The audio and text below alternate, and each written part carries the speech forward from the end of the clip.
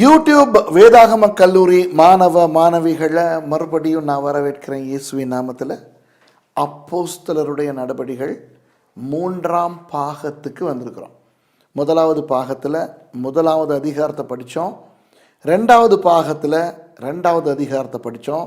உடனே நினைக்காதீங்க இன்றைக்கு 3வது பாகம்னால 3வது அதிகாரத்தை மட்டும் படிக்க போகிறோன்ட்டு. இல்லை, இன்றைக்கி 3, 4, 5, 6ன்னு நான் கொஞ்சம் வேகமாக போகிறேன். ஏன்னா உங்களுக்கு 1வது அதிகாரத்தில் அந்த ஆரம்ப அத்திவாரத்தை, சபைக்குரிய ஆரம்ப அத்திவாரத்தை இயேசுவானவர் எப்படி போட்டார், அந்த மாதிரியான விவரங்களை நான் சொல்லி கொடுத்தேன். அப்புறம் 2வது அதிகாரத்தில் பரிசுத்த ஆவியின் அந்த வருகை, ஞானஸ்நானம், அதோட சபை எப்படி தொடங்கிச்சு, பிரசங்கம், மொத்த பிரசங்கமாக பேதுரு எப்படி பிரசங்கம் பண்ணார், அந்த பிரசங்கத்தை கூட நான் உங்களுக்கு விளக்கப்படுத்தினேன். இப்போ இனியும் நம்ம அப்போஸ்தலர் புத்தகத்தில் பார்க்கும்போது பேதுரு பண்ணின இன்னொரு பிரசங்கம் வரும், ஸ்தேவான் பண்ண பிரசங்கம் வரும், பவுல் பண்ணுற பிரசங்கம் வரும். இப்படி ஒவ்வொரு பிரசங்கமாக எடுத்து நான் விளக்கப்படுத்திக்கிட்டு இருக்க மாட்டேன். அந்த முதல் பிரசங்கத்திலேயே நான் சொன்னேனே, பிரசங்கவியல், வேத வியாக்கியானவியல், இவற்றெல்லாம் பயன்படுத்தி பேதுரு பிரசங்கம் பண்ணார். அது ஒரு பெரிய அற்புதமான ஒரு விஷயம். ஆகவே முழு அப்போஸ்தலர் புத்தகத்தில் இருக்கிற பிரசங்கங்களையும் நான் அப்படி எடுத்து அக்கு வேற ஆணி வேறையாக உங்களுக்கு காட்டிக்கிட்டு இருக்க வேண்டிய அவசியம் கிடையாது. ஏன்னா நீங்கள் எல்லாம் வாசித்தே நீங்கள் புரிஞ்சுக்கிறக்கூடிய ஒரு நிலையில் இருக்கக்கூடிய மாணவ மாணவிகள்.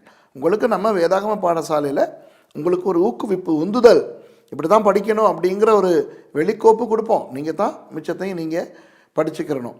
அப்போ இன்றைக்கி 3வது அதிகாரத்துலேருந்து நம்ம பார்ப்போம். ஏற்கனவே நான் உங்களுக்கு சொல்லியிருந்தேன், அப்போஸ்தலர் புத்தகம் அந்த இயேசுவானவர் 1:8 ஒரு தீர்க்க தரிசனம் சொல்கிறாரே, நீங்கள் எருசலேமிலும் யூதேயாவிலும் சமாரியாவிலும் பூமியின் கடைசி பரியந்தமும் எனக்கு சாட்சிகளாயிருப்பீர்கள். அந்த தீர்க்க தரிசனம் அப்போஸ்தலருடைய நடவடிக்கைகள் புத்தகத்துக்குள்ளேயே நிறைவேறுது. அப்போ இப்போ 2வது அதிகாரத்தில் சபை எருசலேமுக்குள்ளே தொடங்கிருச்சு. அப்போ இப்போ 3வது அதிகாரத்துக்குள்ளே வரும்போதும் எருசலேமில் என்ன நடக்குது, அப்போஸ்தலர்கள் என்ன காரியங்கள் எல்லாம் செய்கிறாங்க, அப்புறம் எப்படி மற்ற ஜனங்கள் ஏற்றுக்கொள்ளப்படுறாங்க, இந்த மாதிரியான விஷயங்களை தான் நம்ம இன்றைக்கும் பார்க்க போகிறோம். அப்புறமேல தான் அப்படி போகத்தான் சுவிசேஷமானது எருசலேமை தாண்டி யூதேயாவுக்கும் பிற்பாடு சமாரியாவுக்கும் பிற்பாடு ரோமாபுரி வரைக்கும் போகுது.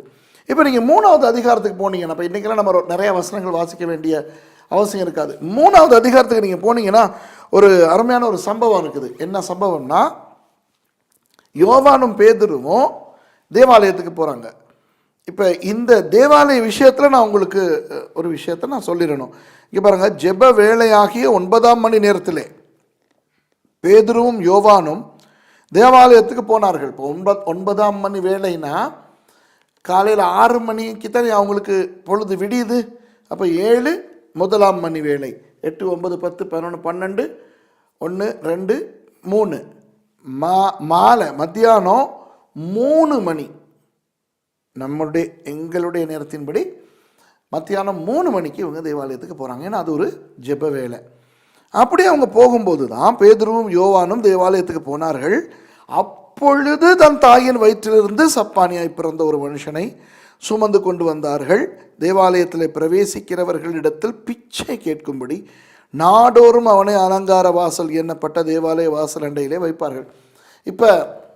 இப்போ நம்ம புரிஞ்சுக்கிறோம், தேவாலயம் இயேசுவின் காலத்தில் இயேசு கூட தேவாலயத்துக்கு போனார். உங்களுக்கு தெரிந்தானே, இயேசு 2 தடவை தேவாலயத்தை சுத்திகரித்தார். தன்னுடைய ஊழிய ஆரம்பத்தில் அவர் தேவாலயத்தை சுத்திகரித்தார் அப்படின்னு யோவான் 2ஆம் அதிகாரத்தில் பார்க்குறோம். அதே மாதிரி தன்னுடைய ஊழிய முடிவில், நான் உங்களுக்கு அன்றைக்கி சொல்லி கொடுத்தேனே, எப்படி அந்த ஓசன்னா சத்தத்தோடு அவங்க வந்தாங்க பெஷாக்குக்கு, அதாவது பஸ்காவுக்கு சரியாக 1 வாரத்துக்கு முந்தின்னு. அப்படி அவர் வந்தபோது மத்தேயு 21வது அதிகாரத்தில் நீங்கள் பார்த்தீங்கன்னா, அந்த கடைசி வாரத்தில் அவர் உள்ள நுழைஞ்ச பிறகும் தேவாலயத்தை சுத்திகரிக்கிறார். அப்போ இயேசுவானவர் குழந்தையாக இருந்த காலத்தில் கூட அவரை தேவாலயத்துக்கு கொண்டு போனாங்க.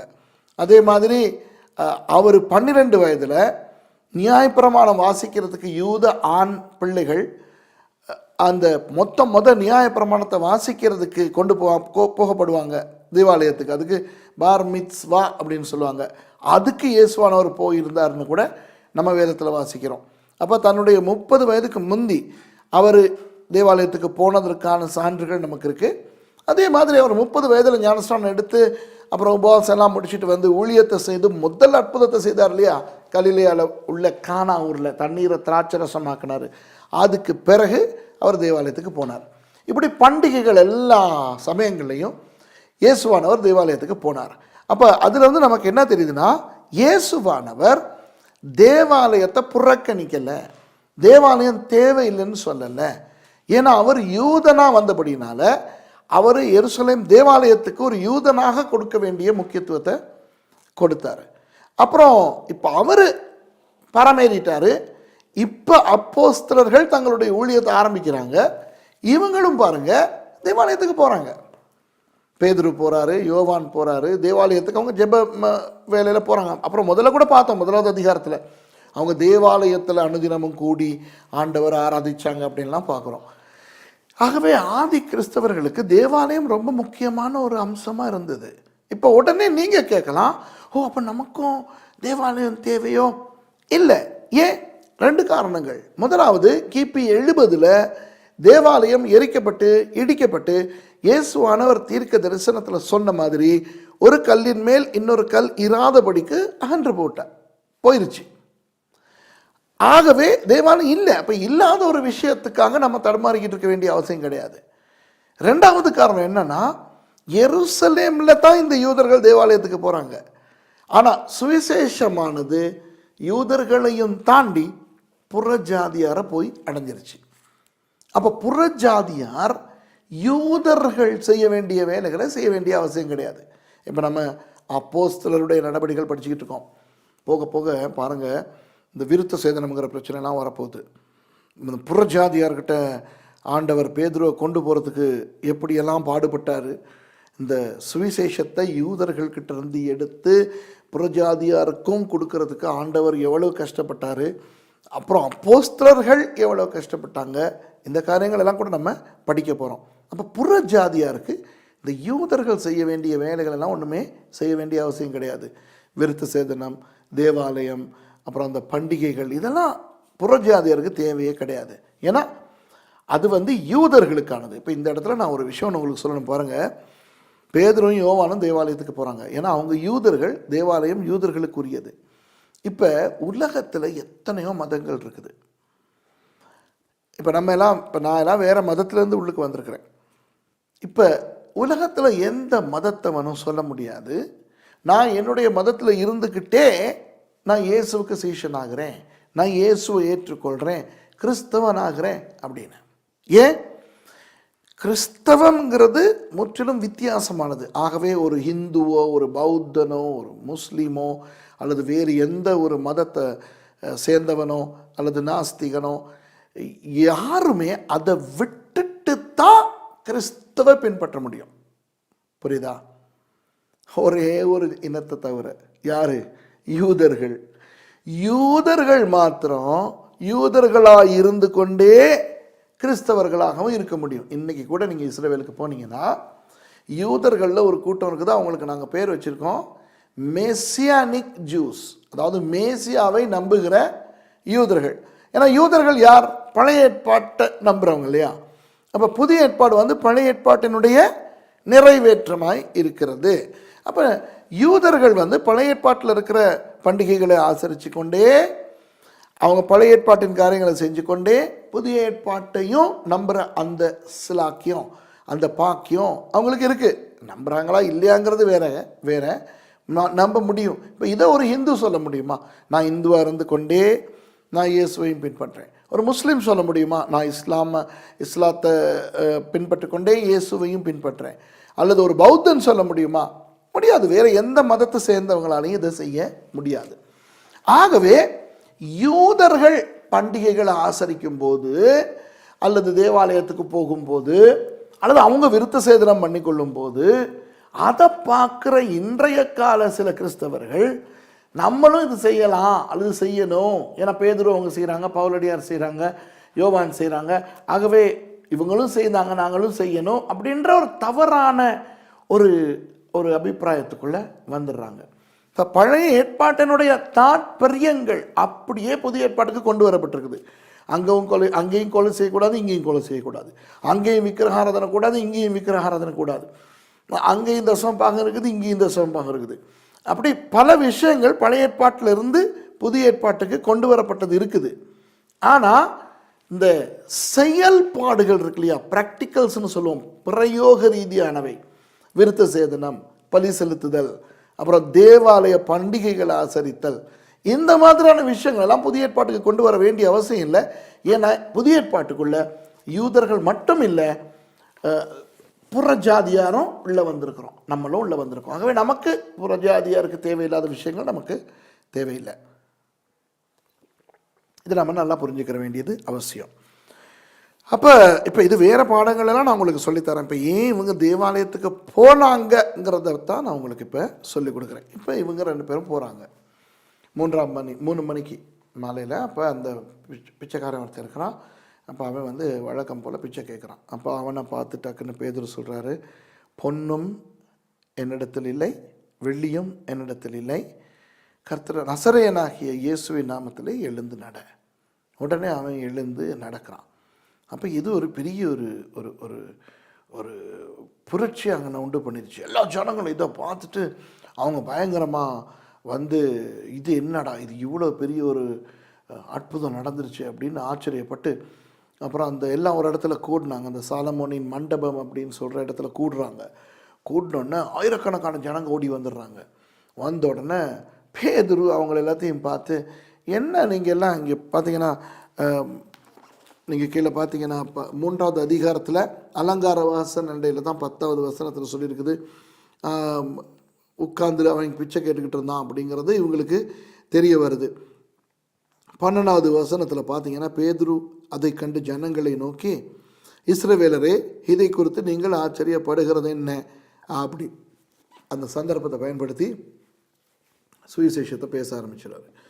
அதிலிருந்து நீங்கள் பார்த்தீங்கன்னா 3வது அதிகாரம் முடிகிற வரைக்கும் அவருடைய பிரசங்கம் பயங்கரமாக இருக்கும் பார்த்தீங்களா. அப்புறம் 4வது அதிகாரத்துக்குள்ளே நம்ம போகும்போது, அவர்கள் ஜனங்களுடனே பேசிக்கொண்டிருக்கையில் ஆசாரியர்களும் தேவாலயத்து சேனை தலைவனும் சதுசேயரும் அவர்களிடத்தில் வந்து அவர்கள் ஜனங்களுக்கு உபதேசிக்கிறதினாலும் இயேசுவை முன்னிட்டு மரித்தோரிலிருந்து உயிர்த்தெழுதலை பிரசங்கிக்கிறதினாலும் சினம் கொண்டு அவர்களை பிடித்து சாயங்காலமாக இருந்தபடினால் மறுநாள் வரைக்கும் காவலில் வைத்தார்கள். வசனத்தை கேட்டவர்களில் அநேகர் விசுவாசித்தார்கள். அவர்கள் தொகை ஏறக்குறைய 5000 இருந்தது. அப்போ பேதுருவினுடைய 2வது பிரசங்கம் தேவாலயத்துக்குள்ளே நடக்குது. அந்த அற்புதத்தின் அடிப்படையில் அங்கே கூடி வந்தவங்களுக்கு பிரசங்கம் பண்ணார். பிரசங்கம் பண்ணிட்டு அவர் பிரசங்கம் பண்ணிக்கிட்டு இருக்கும்போதே இந்த தேவாலய சேனை தலைவன் சதுசேயர்கள் அப்புறம் ஆசாரியர்கள் எல்லாம் ஓடி வராங்க. சதுசேயர்கள் எப்படிப்பட்டவங்க? உயிர்த்தெழுதலையும் தேவதூதர்களையும் நம்பாதவங்க. அப்போ மரித்தோர்லேருந்து உயிர்த்தெழுந்த இயேசுவை இவங்க பிரசங்கிக்கிறாரு எங்கே அப்படின்னு உடனே அவங்க குழம்பி போய் அவங்க இவங்களை எல்லாத்தையும் பிடிச்சி மறுநாள் வரைக்கும் காவலில் வைக்கிறாங்க. அப்போ எங்கே காவலில் வைக்கிறாங்க? இப்போ இந்த இடத்துல சொல்லி இல்லை தானே எங்கே காவலில் வைக்கிறாங்கன்னு.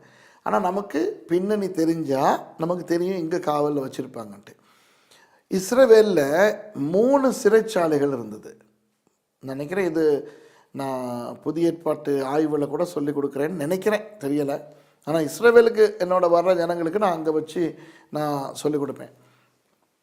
3 சிறைச்சாலைகள் இருந்தது. ஒன்று வந்து பிலாத்துவினுடைய அரண்மனையில் இருந்த சிறைச்சாலை.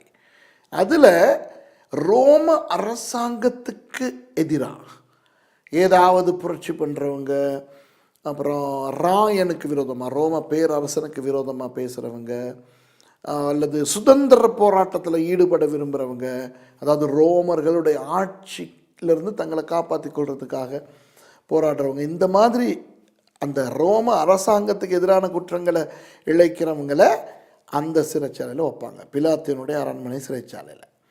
இன்னொன்று ஏரோதுவினுடைய மாளிகையில் ஒரு சிறைச்சாலை இருந்தது.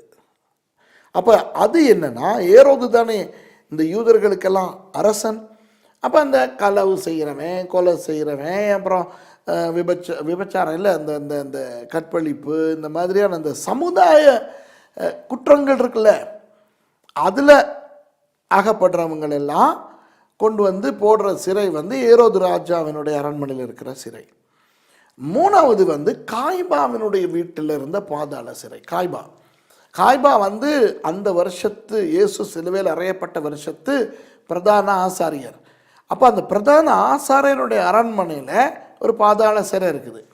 தேவாலய சம்பந்தமாக யாராவது தப்பு பண்ணா, தேவ தூஷணம் சொன்னா, யூத மதத்துக்கு எதிராக, நியாய பிரமாணத்துக்கு எதிராக யாராவது தப்பு பண்ணா, அவங்கள கொண்டு போய்ட்டு அந்த பாதாள சிறையில் தான் அடைப்பாங்க. அப்போ மறுநாள் வரை காவலில் வைத்தார்கள்னா யார் காவலில் வைக்கிறாங்க? ஆசாரியர்கள், சதுசேயர்கள், தேவாலய சேனை தலைவர்.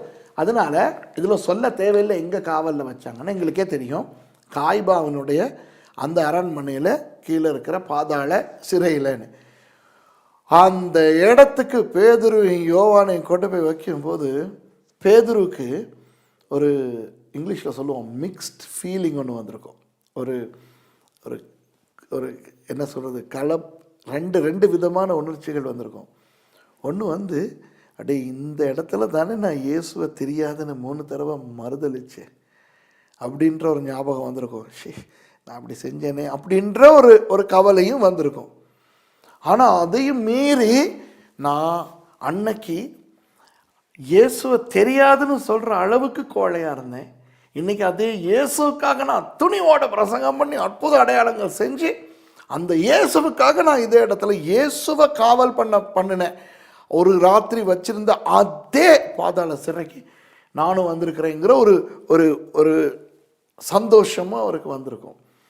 அப்போ அதுக்கு இப்போ இந்த காலத்தில் வந்து செயின்ட் பீட்டர்ஸ் கேலிகேன்டூன்னு சொல்லுவாங்க. இன்னொருக்கு அந்த காய்பாவினுடைய அரண்மனை அதை பிரான்சிஸ்கன்ஸ் கத்தோலிக்க தேவாலயமாக மாற்றி வச்சுருக்காங்க. ஆனால் அந்த கீழே நீங்கள் போனீங்கன்னா அந்த பாதாள சிறையில் இயேசு வைக்கப்பட்ட இடம், பேதுரு வைக்கப்பட்ட இடம்லாம் இருக்குது. அப்போ அடுத்த நாள் வரைக்கும் வச்சுருக்காங்க. இப்போ 4வது அதிகாரத்தில் மறுநாள் ஜனங்களுடைய அதிகாரிகளும் மூப்பரும் வேதபாரகரும் 5வது வசனம், பிரதான ஆசாரியனாகிய அன்னாவும் காய்பாவும் யோவானும் அலெக்சந்தரும் பிரதான ஆசாரியருடைய குடும்பத்தார் யாவரும் எருசலேமிலே கூட்டம் கூடி அவர்களை நடுவே நிறுத்தி, நீங்கள் எந்த வல்லமையினாலே எந்த நாமத்தினாலே இதை செய்தீர்கள் என்று கேட்டார்கள். அதே கூட்டம் இயேசுவை பிடிச்சி இயேசுவை விசாரிச்சிச்சே அதே கூட்டம். காய்பா, அவருடைய மாமா அண்ணா எல்லாம் இருக்காங்க. பார்த்தீங்களா, அண்ணான்னொன்னே உடனே பொம்பளை பேர்னே நினச்சிடாதீங்க. ஏன்னா சாமுவேலோட அம்மாவோட பேரும் அண்ணா. இது வந்து மாமா, இவரோட மாமா, காய்பாவினுடைய மாமா. அப்பொழுது எந்த நாமத்தினால்னு சரிங்கன்னு கேட்டது மாத்திரம்தான். 8வது வசனத்தை பாருங்க. அப்பொழுது பேதுரு பரிசுத்த ஆவியினாலே நிறைந்து அவர்களை நோக்கி, ஜனத்தின் அதிகாரிகளே, இஸ்ரவேலின் மூப்பர்களே அப்படின்னு பிரசங்கம் பண்ண தொடங்கிட்டார். யாரை பற்றி? இயேசுவை பற்றி. பாருங்க 10வது வசனம், உங்களால் சிலுவையில் அறையப்பட்டவரும் தேவனால் மரித்தோரிலிருந்து எழுப்பப்பட்டவருமாயிருக்கிற நசரேயனாகிய இயேசு கிறிஸ்துவின் நாமத்தினாலேயே இவன் உங்களுக்கு முன்பாக சொத்தமாய் நிற்கிறான் என்று உங்கள் எல்லாருக்கும், இஸ்ரவேல் ஜனங்கள் எல்லாருக்கும் தெரிந்திருக்க கடவுது அப்படின்ட்டு அருமையான ஒரு வசனம் சொல்றாரு. 11வது வசனத்தை பாருங்க. வீடு கட்டுகிறவர்களாகிய உங்களால் அற்பமாய் எண்ணப்பட்ட அவரே மூளைக்கு தலை கல்லானார். அது அவர் சொல்லும் போது பேதுரு உள்ள அர்த்தம் ஒன்று இருந்துச்சு தெரியுமா?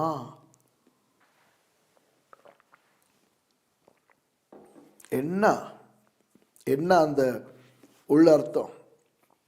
பேதுருக்கு வேறொரு பேர் இருந்தது, சீமோன். அவருடைய பேர் நீங்கள் அராமிய மொழியில் ஷிமோன் பாக் யோனா, எபிரேய மொழியில் ஷிமோன் பென் யோனா, தமிழில் யோனாவின் குமாரனாகிய சீமோனே. ஒரு தடவை இந்த பிலிப்பி செசரியாங்கிற ஒரு பிரதேசம் இருக்குது, அந்த கலீலியாவில் வடக்கு பகுதிக்கு போனால் இருக்கும். அங்கே வச்சு இயேசு கேட்குறாரு, இந்த என்னையை பற்றி என்னடா சொல்கிறாங்க அவன் அப்படின்னு. அப்போ நீர் எலியாங்கிறாங்க, நீர் ஒரு தீர்க்கதரிசிங்கிறாங்க, இறந்து போன யோவான் ஸ்நானன் அப்படிங்கிறாங்க. சரி சொல்லட்டும், நீங்கள் என்னடா நினைக்கிறீங்கன்னு சீஷர்களை பார்த்து கேட்டபோது இந்த சீமோன் பாஞ்சிக்கிட்டு சொல்கிறாரு, நீர் தேவனுடைய குமாரனாகிய கிறிஸ்து அப்படின்னு ஒன்று இயேசுவானவர் பயங்கர 2 விஷயங்களை சொல்கிறாரு. ஏய், இது உன்னைய பிதா உனக்கு வெளிப்படுத்தாட்டி மாம்சமும் ரத்தமும் இதை வெளிப்படுத்தாது. அதனால உனக்கு இன்னைக்கு நான் ஒரு புது பேர் வைக்கிறேன். என்ன பேர்? கேஃபா. இன்னையிலேருந்து நீ கேஃபா. தமிழில் கேபா, அது கிரீக்கில் பெட்ராஸ், தமிழில் பேதுரு. புரியுதா? கேபா பேதுரு. அந்த கேஃபா பெட்ராஸ் அப்படின்னா என்ன தெரியுமா? கூழாங்கல். அப்போ நீ கூழாங்கல்லாக இருக்கிறாய். பெபல்னு சொல்லுவோம் ஆங்கிலத்தில். நீ ஒரு கையில் இருக்கிற கூழாங்கல். இந்த கல் என்ன தெரியுமா? கோலியாத்தை அடிக்கிறதுக்கு 7ஆம் பள்ளத்தாக்கில் தாவீது போன போது குனிஞ்சு ஒரு 5 கல் புறக்கி எடுத்துக்கிட்டாரே. 5 கேஃபாயும் எடுத்துக்கிட்டார் அவர். கேஃபா 5 கேஃபா எடுத்துக்கிட்டார். அந்த 5 கூழாங்கல்லில் 1 தான் கவனில் வச்சு அவனை அடித்தார். யார? கோலியாத்தை. அப்போ தாவீதின் கையில் எப்படி அன்னைக்கு அந்த கூழாங்கல் இருந்ததோ அதுபோல இன்னிலிருந்து தாவீதின் குமாரனாகிய என்னுடைய கையில் இருக்க போகிற கேஃபா நீ தான் அப்படின்னு இந்த சீமோனுக்கு ஆண்டவர் சொல்லி அன்னையிலேருந்து அவனை கூப்பிடுறதே கேஃபான் தான். அன்னையிலேருந்து அவனுடைய பேர் கேஃபான் ஆயிடுச்சு. நீ புதிய ஏற்பாடு கிரேக்க மொழியில் எழுதப்பட்ட அப்படின்னால பேதுரு அப்படின்னு மாறிடுச்சு. அவன் முதலாவது அது. 2வது விஷயம் அதுக்குள்ள அவர் என்ன சொல்கிறாருன்னா, இந்த பெட்ராவின் மேல் என் சபையை கட்டுவேன். இப்போ நிறைய பேருக்கு தெரியலை. அவங்க என்ன நினைக்கிறாங்கன்னா, இந்த சீமோனை பார்த்து நீ கல்லாக இருக்கிறாய், ஓம் மேலே, இந்த கல்லின் மேல் ஓம் மேலே நான் சபையை கட்டுவேன் நீ இயேசு சொன்ன மாதிரி நினைக்கிறாங்க. கூழாங்கல் மேலே எவனாவது சபை கட்ட முடியுமா? முடியாது. அவர் என்ன சொன்னார் இயேசு? நீ வெறும் கேஃபா, என் கையில் பயன்படுத்தப்பட போகிற அந்த ஆயுதம், உன்னை கொண்டு பல கோலியாத்துகளை நான் சரிக்க போகிறேன். ஆனால் என்னுடைய சபையை நான் ஏன் மேலே கட்ட போகிறேன், நான் தான் அந்த பெட்ரா அப்படிங்கிறத அவர் சொல்லியிருந்தார். புரியுதோ? இப்போ இந்த காரியத்தை மனசில் வச்சுக்கிட்டு தான் பேதுரு இந்த இடத்துல சொல்கிறாரு, வீடு கட்டுகிறவர்களாகிய உங்களால் பிரயோஜனம் இல்லை என்று தள்ளப்பட்ட அந்த கல் அப்படிங்கிற இடத்துல வர்ற சொல் என்ன தெரியுமா? பெட்ரா. அந்த கல் இயேசு பெட்ரா மூளைக்கு தலை கல்லானார். வாவ், பாருங்க எவ்வளோ பெரிய ஒரு விஷயத்தை அவர் மனசில் வச்சுக்கிட்டு அதில் சொல்கிறாரு அப்படின்ட்டு இயேசுவை பற்றி பேசிட்டு 12வது வசனத்தில் பாருங்க, அவராலே அன்றி வேறொருவராலும் ரட்சிப்பு இல்லை. நாம் ரட்சிக்கப்படும்படிக்கு வானத்தின் கீழ் எங்கும் மனுஷர்களுக்குள்ளே அவருடைய நாமமே அல்லாமல் வேறொரு நாமம் கட்டளையிடப்படவும் இல்லை என்றான். இதோ கேட்ட அண்ணா காய்பா அவங்களுக்கெல்லாம் எப்படி ஆவி ஆத்மா சரீரம் எட்டம் மாதிரி இருக்கும். அப்பா, பேதுருவும் யோவானும் பேசுகிற தைரியத்தை அவர்கள் கண்டு அவர்கள் படிப்பறியாதவர்கள் என்றும் பேதமை உள்ளவர்கள் என்றும் அறிந்தபடியினால் ஆச்சரியப்பட்டு அவர்கள் இயேசுடனே கூட இருந்தவர்கள் என்றும் அறிந்து கொண்டார்கள். எல்லாருக்கும் குழப்பம், யாரடா இவனுங்க இப்படி பேசுகிறானுங்க, திருப்பி நமக்கு பேசக்கூட முடியாமல் இருக்குதேன்ட்டு. அது மட்டுமா? 14வது வசனத்தை பாருங்க, சொஸ்தமாக்கப்பட்ட மனுஷன் அவர்கள் அருகே நிற்கிறதை கண்டபடினால் எதிர் பேச அவர்களுக்கு இடம் இல்லாமல் இருந்தது. இவன் சுகமாகி இருக்கிறான்.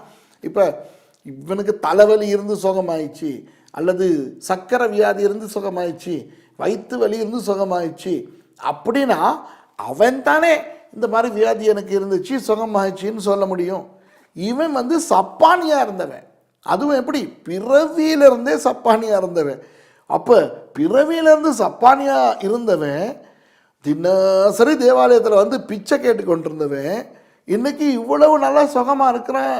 அப்படிங்கும்போது இந்த அற்புதத்தை மறுக்க யாராலையும் முடியலை. அதனால இவங்களுக்கு என்ன பண்ணுறதுன்னு தெரியலை. அதனால பாருங்க, அவங்க என்ன செய்கிறாங்க? 15வது வசனத்தில், அப்பொழுது அவர்களை ஆலோசனை சங்கத்தை விட்டு வெளியே போகும்படி கட்டளையிட்டு தங்களுக்குள்ளே யோசனை பண்ணி கொண்டு, இந்த மனுஷரை நாம் என்ன செய்யலாம்? எருசலேமில் வாசம் பண்ணுகிற எல்லாருக்கும் தெரிந்திருக்கிறபடி வெளியரங்கமான அற்புதம் இவர்களால் செய்யப்பட்டதே, அதை நாம் இல்லை என்று சொல்லக்கூடாதே. சரி, ஆகிலும் இது அதிகமாய் ஜனங்களுக்குள்ளே பரம்பாதபடிக்கு இது முதல் ஒருவரோடும் இந்த நாமத்தை குறித்து பேசக்கூடாது என்று அவர்களை உறுதியாக பயமுறுத்த வேண்டும் என்று சொல்லிக்கொண்டு அவர்களை அழைத்து இயேசுவின் நாமத்தை குறித்து எவ்வளவும் பேசவும் போதிக்கவும் கூடாது என்று அவர்களுக்கு கட்டளையிட்டார்கள். புரியுதா? இப்போ ஏன் இந்த சம்பவத்தை நான் உங்களுக்கு வசனங்களை வாசித்து விளக்கப்படுத்துகிறேன்னா, இதுதான் தடவை இந்த சீஷர்கள் இயேசுவினுடைய அப்போஸ்தலர்கள் ஆலோசனை சங்கத்துக்கு விசாரணைக்கு கொண்டு போகப்பட்ட சந்தர்ப்பம். அப்போ அந்த சந்தர்ப்பத்திலேயே அந்த ஆலோசனை சங்கம், அந்த அண்ணா காய்பா, சதுசேயர்கள், தேவாலய சேனை தலைவன் எல்லாத்தையும் பேதுரும் யோவானும் குழப்பிட்டாங்க. ஏன்னா அவங்களுக்கு இப்போ மெல்லவும் முடியாமல் விழுங்கவும் முடியாமல் இருக்குது. எனக்கு தெரியுமா, அந்த சொல்லுவாங்க பாக்கு வெட்டிக்கு அகப்பட்ட பாக்கு மாதிரி இவங்க இறுகிட்டாங்க. என்னென்னா, ஒரு பக்கம் பயங்கர அற்புதம் ஒன்று நடந்திருக்குது. அந்த அற்புதமாக்கப்பட்டவனும் அங்கே உட்காந்துருக்கான், நின்றுக்கிட்டு இருக்கான். இவங்களும் பயங்கரமாக பேசுகிறாங்க. இப்போ இவங்க முந்தி இப்படியெல்லாம் இல்லை, பயந்து கடந்தவங்க. இப்போ நான் நினைக்கிறேன் அவங்களுக்கு பிறகு கேள்விப்பட்டுச்சோ எனக்கு தெரியலை, அவங்க விசாரித்து பார்க்கும்போது இவங்க 2 பேரும் கலிலேயர்கள், இவங்க மீனவர்கள், இவங்க இயேசுவின் சீஷர்கள்னு விசாரித்து அறிஞ்சு கொண்டவங்க. ஒரு வேளை அந்த அந்த ரொம்ப பேசுகிறானே அவன் தான் 2 மாதத்துக்கு முதல்ல இயேசுவை பிடிச்சி இதே இடத்துல விசாரிக்கும் போது அவனுக்கும் தனக்கும் சம்மந்தமே இல்லைன்னு சத்தியம் பண்ணி சபிச்சு சாதிச்சான் அப்படின்னு கூட சொல்லியிருக்கலாம். சொன்னாங்கன்னு எங்களுக்கு தெரியாது, சொல்லியிருக்கலாம். இப்போ இவங்க எல்லாம் குழம்பிட்டாங்க. சரின்னா அவங்கள கூப்பிட்டு இப்போ எச்சரிக்கை கொடுக்குறாங்க, நீங்கள் பேசக்கூடாது அப்படின்னு. அதுக்கு 19வது வசனத்தில் பேதுரும் யோவானும் என்ன சொல்கிறாங்கன்னு பாருங்கள். பேதுரும் யோவானும் அவர்களுக்கு பிரதியுத்தரமாக, தேவனுக்கு செவி கொடுக்கிறதை பார்க்கிலும் உங்களுக்கு செவி கொடுக்கிறது தேவனுக்கு முன்பாக நியாயமாக இருக்குமோ என்று நீங்களே நிதானித்து பாருங்கள்.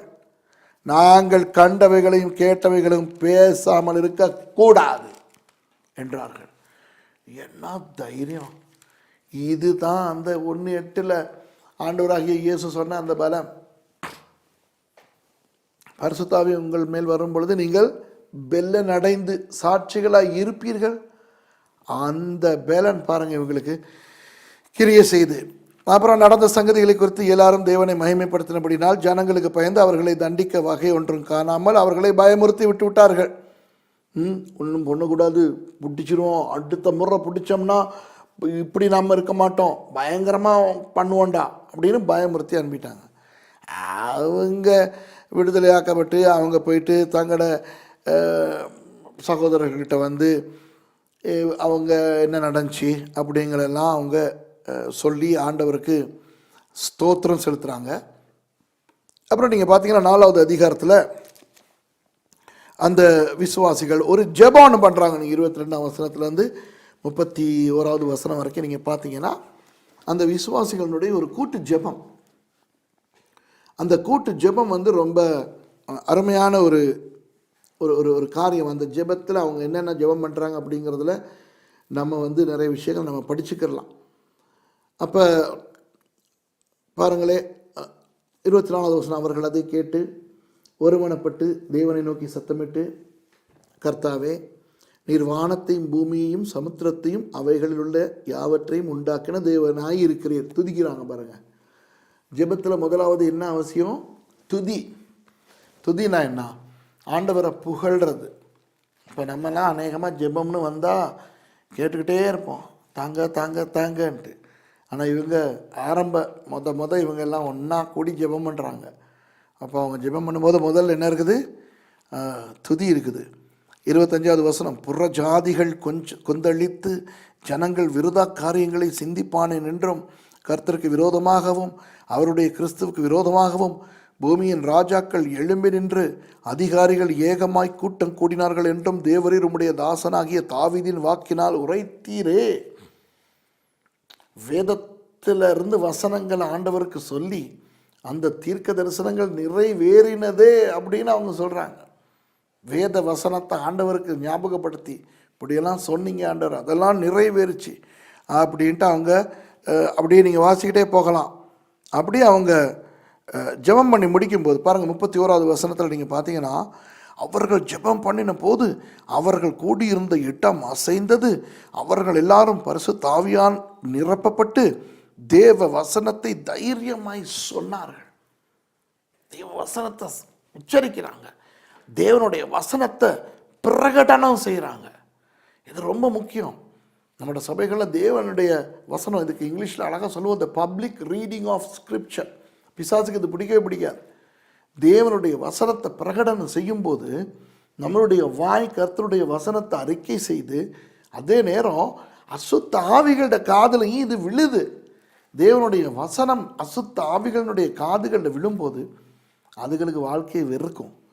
அப்படி ஒரு அருமையான பிரசன்னம் பாருங்க, என்ன அருமையான பிரசன்னம். இப்போ பாருங்க, சபைக்குள்ள ஏற்படுற ஒரு ஒரு ஒரு ஐக்கியம், ஒரு ஒற்றுமை, ஒரு வளர்ச்சி என்ன மாதிரி இருக்குன்னு பாருங்க. பேதுருவோ யோவானோ மற்ற சீஷர்களோ இவங்க யாரும் ஜனங்களுக்கு நீங்கள் இதை செய்யுங்க அதை செய்யுங்கன்னு சொல்லலை.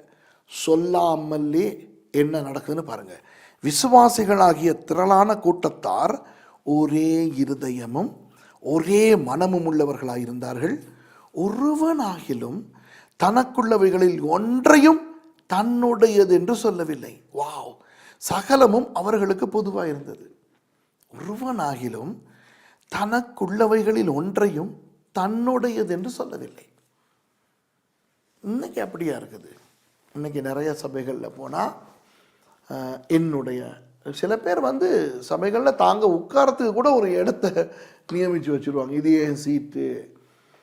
அப்போ ஒரு வேளை ஒரு 5 நிமிஷம் இவங்க பிந்தி சர்ச்சுக்கு வந்துட்டாங்கன்னா அங்கே அவங்க உட்கார்ற இடத்துல, இது நான் கண்ணால் கண்டதை சொல்கிறேன், சில சபைகளில் ஒரு குறிப்பிட்ட இடத்துல உட்கார்றவங்க பிந்தி வரும்போது வேற யாராவது உட்கார்ந்துருந்தா கூட அவங்கள எழுப்பிட்டு இவங்க போய்ட்டு உட்காருவாங்க.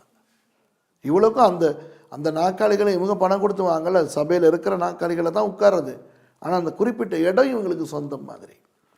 அதே மாதிரி யாராவது ஒருத்தவங்க சபைக்கு ஏதாவது ஒரு பொருள் வாங்கி கொடுத்துட்டா, நான் வாங்கி கொடுத்தது அப்படிங்கிற ஒரு ஒரு ஒரு எண்ணத்தில் அவங்க நடந்துக்கிடுவாங்க. ஆனால் அந்த காலத்தில் இதெல்லாம் யாரும் சொல்லவே இல்லை. சொல்லாமலேயே அவங்க எல்லாத்தையும், ஒருத்தையும் கூட தனக்குண்டான எதையும் தன்னுடையதுன்னு சொல்லலை. சகலமும் அவர்களுக்கு பொதுவாக இருந்தது. கர்த்தராகிய இயேசுவின் உயிர்த்தெழுதலை குறித்து அப்போஸ்தலர்கள் மிகுந்த பலமாய் சாட்சி கொடுத்தார்கள். அவர்கள் எல்லார் மேலும் பூரண கிருபை உண்டாயிருந்தது. வாவ்! நிலங்களையும் வீடுகளையும் உடையவர்கள் அவைகளை விற்று விற்கப்பட்டவைகளின் கிரயத்தை கொண்டு வந்து அப்போஸ்தலருடைய பாதத்திலே வைத்தார்கள். இந்த சும்மா அந்த 10ல் ஒரு பங்கை பற்றி நம்ம பேசும்போதே அவன் எவ்வளவு கதை விடுறான் தெரியுமா? ஓ, எல்லாம் பணத்துக்கு பின்னால் தான் போகிறீங்கிறான். அப்புறம் சொல்கிறான் தசமபாகம் பழைய ஏற்பாட்டில் அப்படிங்கிறான். அது பழைய ஏற்பாட்டுக்கு முந்தியிலேருந்து இருக்குது. பழைய ஏற்பாடு தொடங்குறதே யாத்திராகமம் 20 10 கற்பனைகளோட. அதுக்கு முந்தி உள்ள சரித்திரத்தில் தான் ஆதியாகமம் 14 ஆபிரகாம் மெல்கிசேதேக்குக்கு தசமபாகம் கொடுக்குறாரு. ஆனால் பழைய ஏற்பாட்டில் தானா தசமபாகம் இருக்குது, புதிய ஏற்பாட்டில் இல்லையா. இந்த 10ல் 1 கேட்க போய் எவ்வளவு கதைகள் கேட்க வேண்டியிருக்குது. ஆனால் இவங்க நிலங்களையும் வீடுகளையும் உடையவர்கள் அவைகளை விற்று விற்கப்பட்டவைகளின் கிரயத்தை கொண்டு வந்து அப்போஸ்தலருடைய பாதத்தில் வைத்தார்கள். வாவ்!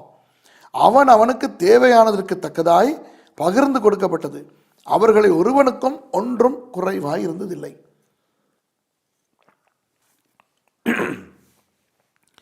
சீப்புரு தீவானும் லேவியனும் அப்போஸ்தலராலே ஆறுதலின் மகன் என்று அர்த்தம் கொள்ளும் பர்னபா என்னும் மறுபெயர் பெற்றவனுமாகிய யோசே என்பவன் தனக்கு உண்டாயிருந்த நிலத்தை விற்று அதன் கிரயத்தை கொண்டு வந்து அப்போஸ்தலருடைய பாதத்திலே வைத்தான். நிறைய பேர் இதை செய்தாங்கன்னா, இந்த நபர் பர்னபாங்கிறவர் இதை செய்தார் அப்படின்ட்டு 2 வசனம் சொல்லப்பட்டிருக்குது.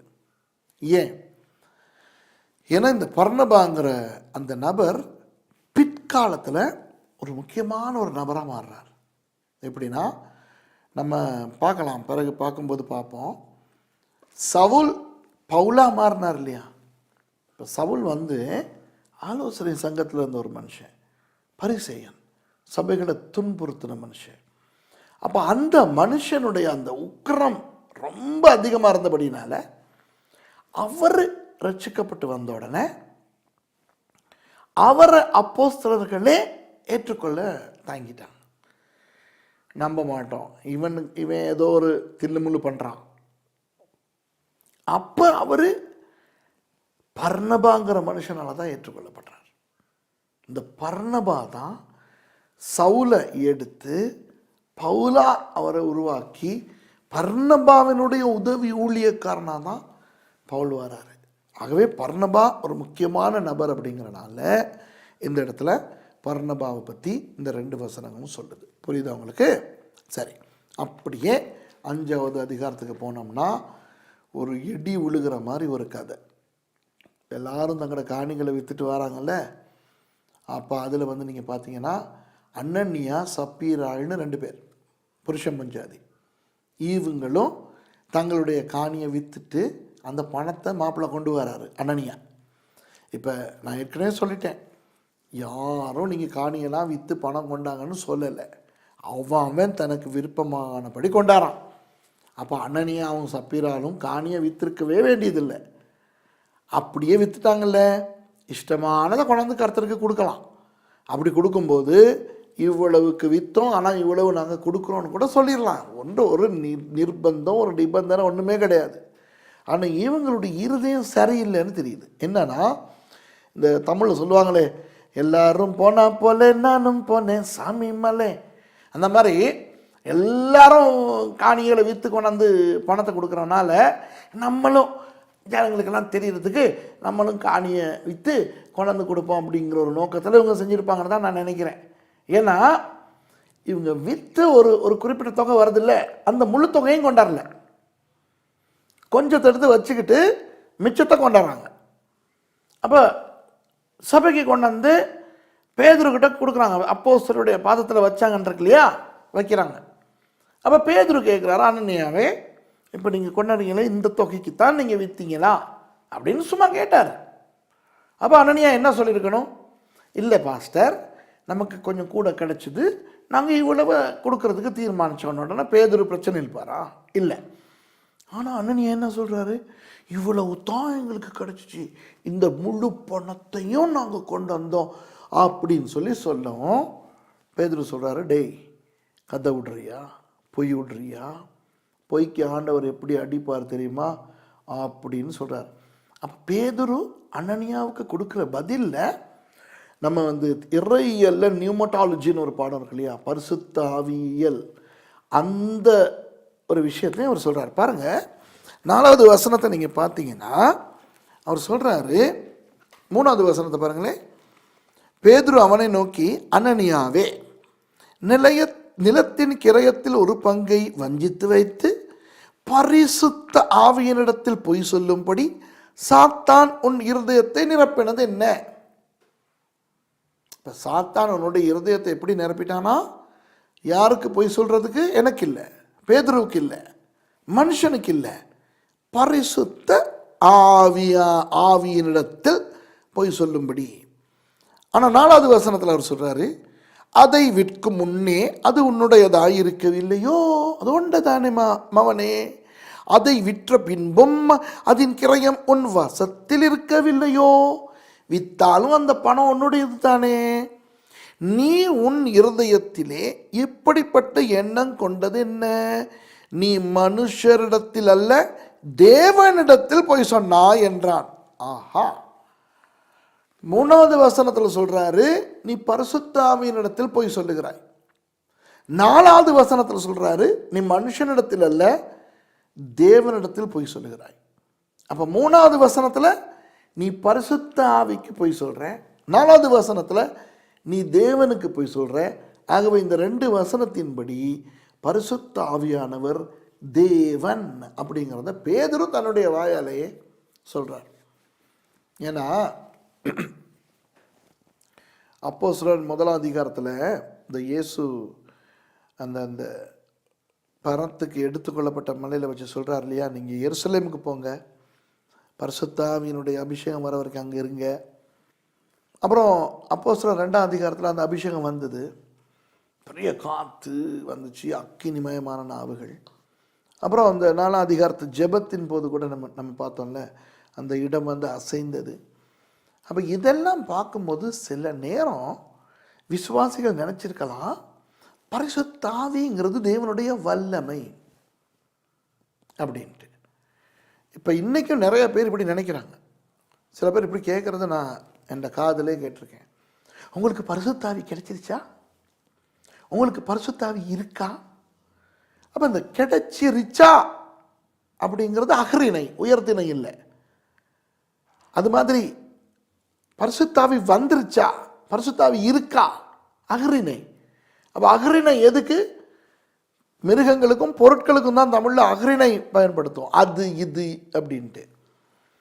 ஆனால் பேதுரு இந்த இடத்துல காட்டுறாரு, பரிசுத்த ஆவிங்கிறது அது அல்ல, அகரிணை அல்ல, உயர்த்திணை.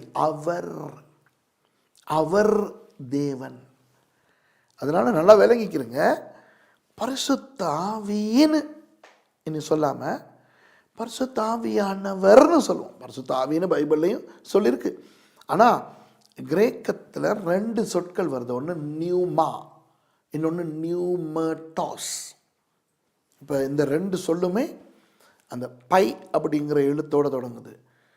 அப்போ நியூமானா ஆவி, நியூமட்டாஸ் அப்படின்னா ஆவி ஆண் பாலில் இருக்கு. அப்போ பரிசுத்த ஆவியானவர் நியூமட்டாஸ் அப்படின்னு தான் சொல்லப்படுறாங்க. இப்போ தமிழில் அப்படியெல்லாம் இல்லாதனால, இது கிரேக்க மொழியில் தானே புதிய ஏற்பாடு எழுதப்பட்டது. ஆகவே உயர்த்தினையில் தான் ஆவியானவர் குறிப்பிடப்படுறார் அப்படிங்கிறத நீங்கள் புரிஞ்சுக்கணுங்கிறதுக்காக நான் உங்களுக்கு சொல்கிறேன். அப்போ அனனியாவை பார்த்து பேதுரு என்ன சொல்கிறாரு, நீ வந்து பரிசுத்த ஆவிக்கு போய் சொன்ன. அடுத்த வசனம் என்னது, நீ தேவனுக்கு போய் சொன்ன. அப்படி சொன்ன உடனே 5வது வசனம், அனனியா இந்த வார்த்தைகளை கேட்கவே விழுந்து ஜீவனை விட்டான். இவைகளை கேள்விப்பட்ட யாவருக்கும் மிகுந்த பயம் உண்டாயிற்று. வாலிபர் எழுந்து அவனை சேலையில் சுற்றி வெளியே எடுத்து கொண்டு போய் அடக்கம் பண்ணினார்கள். இப்போ ஒன்று புரிஞ்சுக்கிறேங்க அன்பானவர்களே, பாருங்கள் எவ்வளோ பரிசுத்தத்தை ஆண்டவர் எதிர்பார்க்குறாருன்ட்டு, எவ்வளோ ஒழுக்கத்தை எதிர்பார்க்குறாருன்னு பாருங்கள். சபையில் உண்மையை எந்த அளவுக்கு ஆண்டவர் எதிர்பார்க்குறாருன்னு பாருங்கள். அப்போஸ்தலர்களுக்கு போய் சொல்கிறது எவ்வளோ பயங்கரமான ஒன்றுன்னு இதில் பார்க்குறீங்களா? இப்போ நம்ம கொஞ்சம், நாங்கள் பாஸ்டர்மார் சபையில் கொஞ்சம் கண்டிப்பாக பேசிட்டோம்னா நிறைய பேர் இடறி போயிடறாங்க.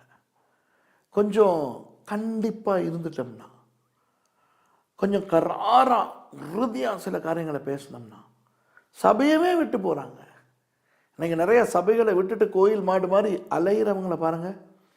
பாஸ்டர் ஏதாவது மேடையிலேருந்து சொல்லியிருப்பார், இல்லைனா தனிப்பட்ட ரீதியாக ஏதாவது சொல்லியிருப்பார். அதை விட அரவணைக்கிற ஒரு பாஸ்டரை சர்ச்சில் விட்டு குந்திக்கிடுவாங்க. எனக்கு தான் அந்த தாளாட்டுற அரவணைக்கிற சபைகள் ஏராளமாக இருக்குது. அந்த மாதிரி சபைகள் தான் எண்ணிக்கையில் நிறையா வளருது. இந்த தாளாட்டுற சபை, அற்புத அடையாளங்கள், சுகமாக்குதல், இதெல்லாம் தேவை, கட்டாயம் தேவை. ஆனால் நீங்கள் சில சபைகளுக்கு போனீங்கன்னா கண்டிப்பே இருக்காது, ஒழுக்கமே இருக்காது. எத்தனை மணிக்கும் போகலாம், எத்தனை மணிக்கும் இடையில நீங்கள் டெலிஃபோன் எஸ்எம்எஸ் அடிச்சுக்கிட்டு இருக்கலாம், பிரசங்கம் கேட்டுக்கிட்டே எஸ்எம்எஸ் அடிச்சுக்கிட்டு இருக்கலாம், ஒரு பையன் ஒன்றும் சொல்ல மாட்டான். சில சபைகள் நான் பார்த்துருக்கிறேன், சுவிங்கம் சாப்பிட்டு பிரசங்கம் கேட்பானுங்க. எனக்கு எப்படி வரும் தெரியுமா? இங்கே பாருங்கள் பாஸ்டர்ஸ், கேட்டுக்கிறேங்க, ஒரு வேளை நீங்கள் என்னையை கூப்பிட்டு மீட்டிங் நடத்துகிற பாஸ்டராக இருந்தால் கும்பிட்டு கேட்டுக்கிறேன், நான் வரதுக்கு முதல்ல ஒரு சின்ன அனௌன்ஸ்மெண்ட் ஒன்று கொடுங்க. அந்த வர்றானே சுரேஷுங்கிறவன், அவனுக்கு அந்த சுவிங்கம் சாப்பிட்டுக்கிட்டு பிரசங்கம் பண்ணுறவங்க, பிரசங்கம் கேட்குறவங்கள பிடிக்காதான், மூஞ்சில் குத்துன மாதிரியே இருக்குமான்ட்டு. அந்த இடத்துல நான் சொல்ல மாட்டேன் சுவிங்கம் சாப்பிட்றது தப்பில்லை, நானும் ஆசை தான் சுவிங்கம் சாப்பிட்றதுக்கு. ஆனால் சபைக்குள்ளே வரும்போது சில பேர், ஐயோ நான் பிரசங்கம் பண்ணிக்கிட்டு இருப்பேன், பிரசங்கம் கேட்டுக்கிட்டு இருப்பேன், எப்படி தெரியுமா, சாத்தனு மாதிரி வரும். பைபிளை புரட்டுங்கன்னு சொல்லும்போது தின்னுக்கிட்டு இருப்பானுங்க சுவிங்கம். ஒரு ஒரு ஒரு ஒரு ஒரு ஒழுக்கம் கெட்டவனுங்க சர்வீஸில் வந்து சுவிங்கம் சாப்பிட்டுக்கிட்டு இருப்பானுங்க. அப்புறம் சில நேரங்கள் என்ன தெரியுமா செய்வானுங்க, நம்ம ஒரு நாட்டில் ஒரு சபையில் ஒரு நாள் எல்லா நாக்காளி காப்பர்ட் எல்லாத்தையும் ஒரு நாள் சுத்திகரிக்கிறாங்களாம். நானும் போயிருக்கிறேன். அப்போ அன்னைக்கு வந்து ஒரு நாள் அவங்க ஆராதனை நடந்ததுக்கு அடுத்த நாள் திங்கக்கிழமை ஒரு நாள் இவங்க எல்லாம் க்ளீன் பண்ணுறாங்க. திடீர்னு ஒருத்தர் அந்த பாஸ்டருக்கு ஒரு பாஸ்டர் இங்கே வந்து பாருங்களேன், என்ன நாக்காளியில் அந்த சைடில் நிறைய சுவிங்கம் ஒட்டி கிடக்குது, எல்லாம் காஞ்சி போய். அப்புறம் நாக்காளிகளை புரட்டி பார்த்தா நிறைய நாக்காளிகளில் சுவிங்கம். என்னன்னா இந்த சர்ச்சுகளில் வந்து பிரசங்கம் கேட்குற சில தருதலைகள் சுவிங்கத்தை சாப்பிட்டு சாப்பிட்டு சாப்பிட்டு அதை எடுத்து நாக்காளிக்கு கீழே ஒட்டிட்டு போயிடுறது. அப்போ இதெல்லாம் ஒழுக்கம் கெட்ட வேலைகள். அப்போ சபைக்குள்ளே வந்து சாப்பிட்டுக்கிட்டு பிரசங்கம் கேட்குறது, அப்புறம் சபைக்குள்ளே வந்து உட்காந்துக்கிட்டு இந்த இந்த இந்த டெலிஃபோனில் எஸ்எம்எஸ் அடிச்சுக்கிட்டு இருக்கிறது, அப்படி இந்த பராக்கு பார்த்துக்கிட்டு இருக்கிறது, ஒருத்தருக்கு ஒருத்தர் துண்டு எழுதிக்கிறது. சில பேர் சபைக்குள்ளே லவ் பண்ணுவாங்க. எப்படி தெரியுமா? அவன் அங்கே உட்காந்துருப்பான், இவன் இங்கே உட்காந்துருப்பான். அங்கே நம்மளை மாதிரி பிரசங்கம் பண்ணிக்கிட்டு இருக்கோம், இவர் இங்கே இருந்துட்டு அதுக்கு நான் நீ தேவதூதன் மாதிரி இருக்கிற அப்படின்னு நினச்சோன்னா அது தேங்க்யூ, சரி இப்போ இந்த எஸ்எம்எஸ் பார்த்தோன்னா என்ன ஒருக்கா பாரு அப்படின்ட்டு அங்கே பார்த்துக்கிறது. அப்போ இவங்க இங்கேருந்து இப்படி சும்மா அப்படி பார்க்குற மாதிரி பார்ப்பாங்க. அண்ணலும் நோக்கினான் அவளும் நோக்கினாள். ஆராதனை நடந்துக்கிட்டு இருக்குது. இங்கே ஒருத்தன் கால்னு கத்தி பிரசங்கம் பண்ணிக்கிட்டு இருக்கிறான், உள்ளுக்குள்ளே லவ் நடக்குது. இதெல்லாம் நமக்கு தெரியாமல் இல்லை, நம்ம மேடையில் இருந்துக்கிட்டு இதெல்லாம் பார்த்துக்கிட்டு பாருது அம்மா இந்த 2 பேர்த்தையும் மூஞ்சில் குத்தணும் மாதிரியெல்லாம் வரும். அப்போ அதை கொஞ்சம் சொல்லி பாருங்கள் பார்ப்போம். சபைக்குள்ளே டெலிஃபோனை ஆஃப் பண்ணுங்கள் அப்படிலாம் சொல்லி பாருங்கள். சில பேர் நேர்மையாக அதை கேட்டுக்கிடுவாங்க, சில பேருக்கு அதெல்லாம் வலிக்கும், சில பேருக்கு வலிக்கும். அப்போ கண்டிப்பாக இருக்கிற பாஸ்டர்ஸுக்கு இவங்க என்ன தெரியுமா சொல்லுவாங்க, இது பழைய ஏற்பாட்டு காலம் இல்லையே, இது புதிய ஏற்பாடு. இப்போ எல்லாம் அன்பில் தான் நடக்கணும், இப்போ எல்லாம் கிருபையின் காலம்.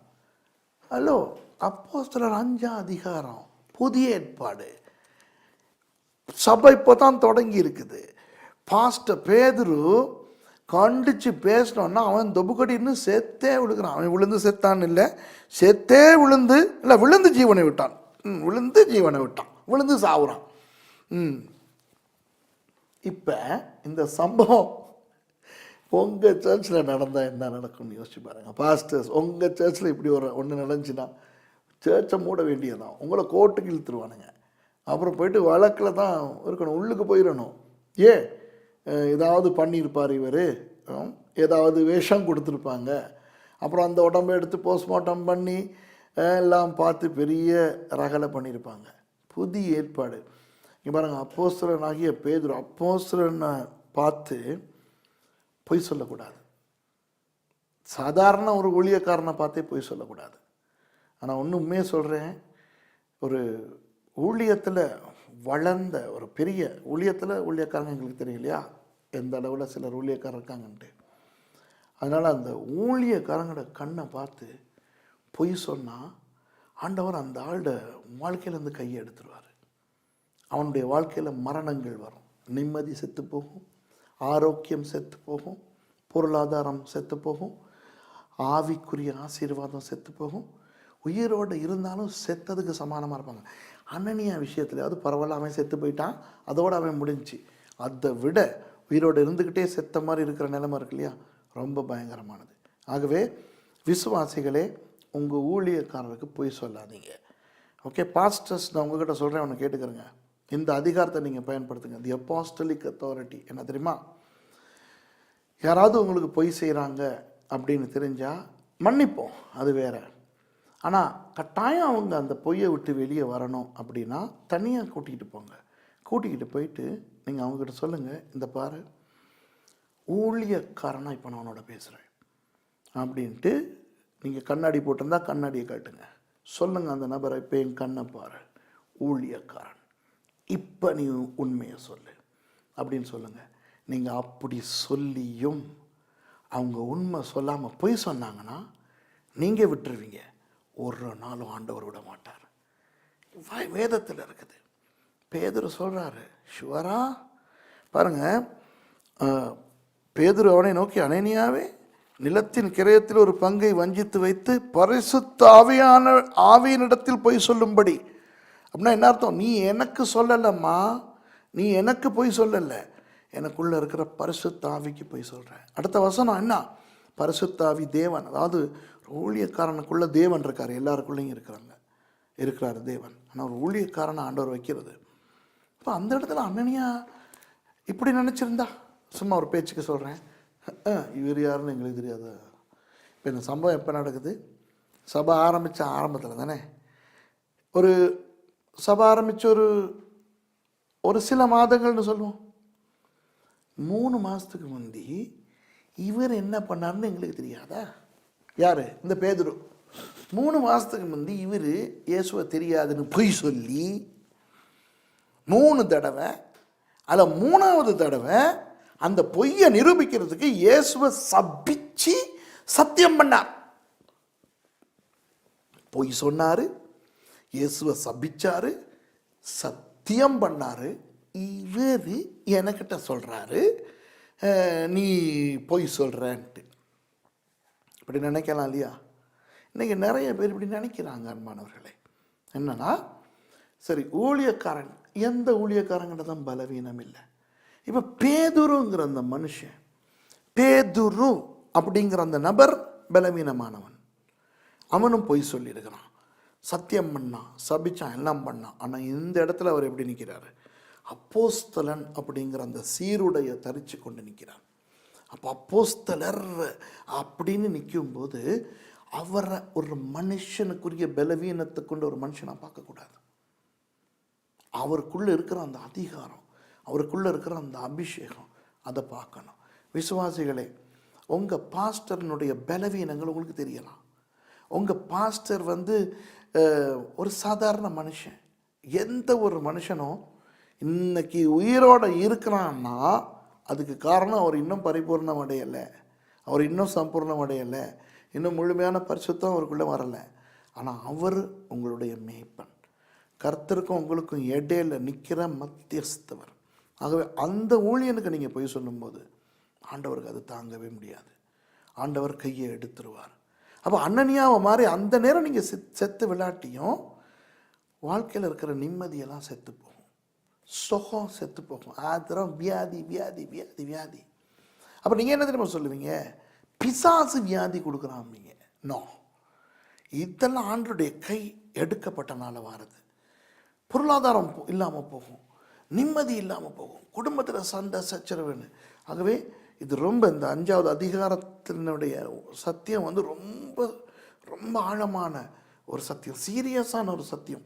இவ்வளவு சபை ஆரம்பத்தில் நடக்குது. சபை முதிர்ச்சி அடைந்து வசனத்தில் வளர்ந்து ரொம்ப காலத்துக்கு பிறகு நடக்கிறதா இருந்தால் கூட பரவாயில்ல. இது ஆரம்பத்திலே ஆண்டவர் ஒரு எச்சரிப்பை கொடுக்குறாரு. அப்புறம் அக்கா வருது, 3 மணி நேரத்துக்கு பிறகு அவனுடைய மனைவி நடந்ததை அறியாமல் உள்ளே வந்தாள். சிங்காரி வருது உள்ளுக்கு. பேதுரு அவளை நோக்கி, உங்கள் அத்தான் இவ்வளவு கொடுத்தாரு, இவ்வளவுக்கு தான் விற்றீங்களா அப்படிங்கிற மாதிரி கேட்குறாரு. நிலத்தை இவ்வளவுக்கு தானா விற்றீர்கள், எனக்கு சொல். பார்த்தீங்களா? அதாவது எனக்கு சொல். என்னது? யார் பேசுகிறா? அப்போஸ்தலன் பேசுகிறாரு. அந்த அக்கா வருது, பேதுரு சொல்கிறாரு, இவ்வளவு பணம் புருஷன் கொண்டாந்து கொடுத்தான், இவ்வளவுக்குத்தான் நீங்கள் விற்றீங்களா, எனக்கு சொல். யார் சொல்கிறது? அப்போஸ்தலன். அப்போஸ்தலனுக்கு சொல்லு, இவ்வளவுக்கு தான் நீ வித்தியா? இவ்வளவுக்கு தான். ஐயோ ஆமாங்க, வித்த காசு முழுக்க அவர் கொண்டான்ட்டாரே. பேதுரு சொல்றாரு, கர்த்தருடைய ஆவியை சோதிக்கிறதுக்கு நீங்கள் ஒரு மனப்பட்டது என்ன?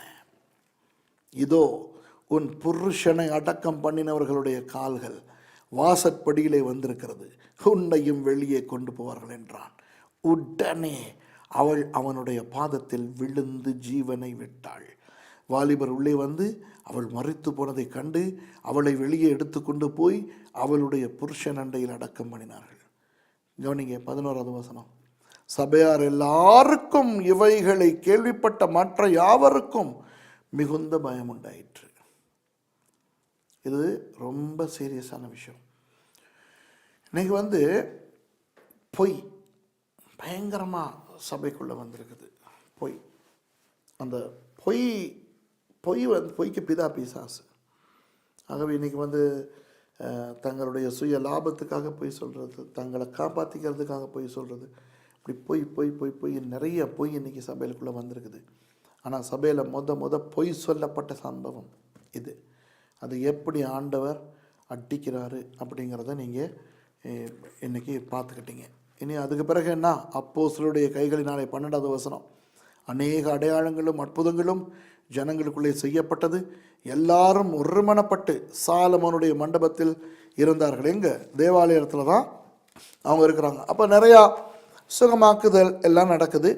ஆனால் அப்புறம் நீங்கள் பார்த்தீங்கன்னா 17வது வசனத்தில் நீங்கள் பார்த்தீங்கன்னா, பிரதான ஆசாரியனும் அவனுடைய கூட இருந்த சதுசேய சமயத்தான் அனைவரும் எழும்பி பொறாமையினால் நிறைந்து அப்போஸ்தலர்களை பிடித்து பொதுவான சிறைச்சாலையிலே வைத்தார்கள். பொதுவான சிறைச்சாலை. இது என்ன பொதுவான சிறைச்சாலை? முதல்ல காவலில் வைத்தார்கள்னு பார்த்தோம், காய்பாவனுடைய அரண்மனையில். பொதுவான சிறைச்சாலை தான் அந்த ஏரோது மன்னனுடைய சிறைச்சாலை. அப்போ இவங்க தப்பு பண்ண மாதிரி, சமூக விரோதிகள் அப்படிங்கிற மாதிரி அவங்க இவங்களை தூக்கி உள்ளே போட்டாங்க. ஆனால் என்ன நடந்துச்சு? 19வது வசனம், கர்த்தருடைய தூதன் ராத்திரியிலே சிறைச்சாலையின் கதவுகளை திறந்து அவர்களை வெளியே கொண்டு வந்து, நீங்கள் போய் தேவாலயத்தில் நின்று இந்த ஜீவ வார்த்தைகள் எல்லாவற்றையும் ஜனங்களுக்கு சொல்லுங்கள் என்றான். அவங்க உடனே காலையிலே போயிட்டு அவங்க பிரசங்கம் பண்ணுறாங்க. ஆனால் 22ஆம் வசனத்தில் சேவகர்கள் போய் சிறைச்சாலையில் அவங்க இல்லைங்கிறதையும் கதவு திறந்துருக்குது அப்படிங்கிறதையும் பார்த்துட்டு அங்கே ஆசாரியர்களுக்கு, தேவாலயத்தை காக்கிற சேனை தலைவன் எல்லாருக்கும் சொல்கிறாங்க. எல்லாருக்கும் எல்லாம் ஆடி போயிடுறாங்க. இது என்னடா இது அப்படின்னு எப்படி இந்த சிறையை உடச்சிக்கிட்டு போனாங்க, கதவு எப்படி திறந்துருக்குது அப்படின்ட்டு அவங்க சொல்கிறாங்க. அப்போது திருப்பி கேள்விப்படுறாங்க இவங்க தேவாலயத்தில் பிரசங்கம் பண்ணிக்கிட்டு இருக்கிறாங்க அப்படின்னு. ஆனால் தேவாலயத்தில் பிரசங்கம் பண்ணிக்கிட்டு இருக்கிறாங்க அப்படிங்கிறத கேள்விப்பட்டு போயிட்டு இவங்க அவங்கள எச்சரிக்கிறாங்க. ஆனால் அந்த எச்சரிப்பு கூட அவங்களுக்கு, அந்த அப்போஸ்தலருக்கு அந்த எச்சரிப்பு அது பிரச்சனை இல்லை. ஏன்னா அவங்க ஆண்டவருக்கு கீழ்ப்படியணும் அப்படின்னு தீர்மானிக்கிறாங்க. நீங்கள் பார்த்தீங்கன்னா 29வது வசனம், பேதுருவும் மற்ற அப்போஸ்தலரும் மனுஷருக்கு கீழ்ப்படுகிறதை பார்க்கிலும் தேவனுக்கு கீழ்ப்படுகிறதே அவசியமாக இருக்கிறது. நீங்கள் மரத்திலே தூக்கி கொலை செய்த இயேசுவை நம்முடைய பிதாக்களின் தேவன் எழுப்பி அப்படின்னு திரும்ப இன்னொரு பிரசங்கத்தை பண்ணுறாங்க.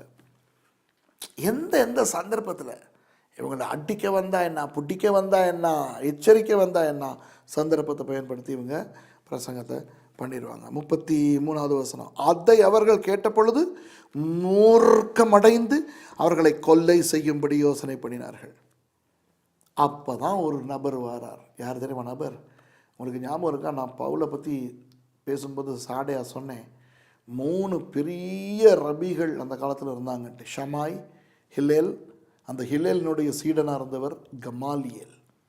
அந்த கமாலியலினுடைய மாணவன் தான் சவுல், பிறகு பவுலா மாறினவர். இப்போ கமாலியல் சீனுக்குள்ளே வரார் பாருங்கள்.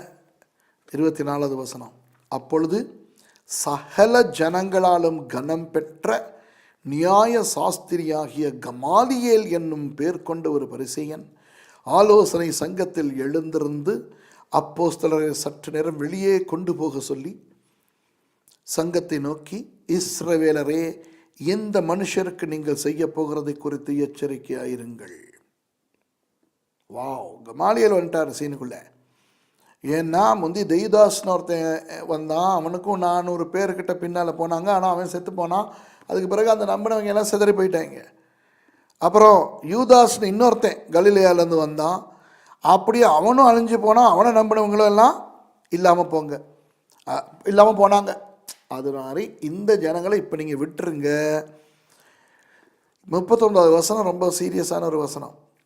தேவனால் உண்டாயிருந்ததே ஆனால் அதை ஒழித்து விட உங்களால் கூடாது.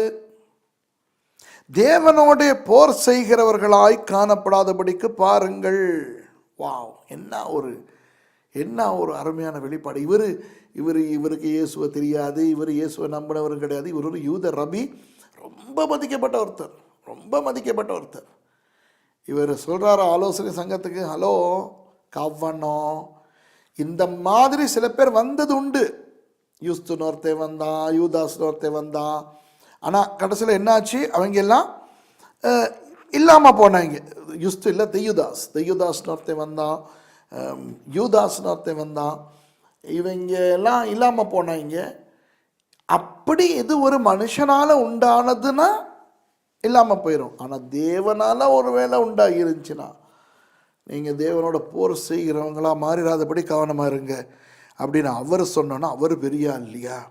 அப்பொழுது அவர்கள் அவனுடைய யோசனைக்கு உடன்பட்டு அப்போஸ்தலரை வரவழைத்து அடித்து இயேசுவின் நாமத்தை குறித்து பேசக்கூடாது என்று கட்டளையிட்டு அவர்களை விடுதலையாக்கினார்கள்.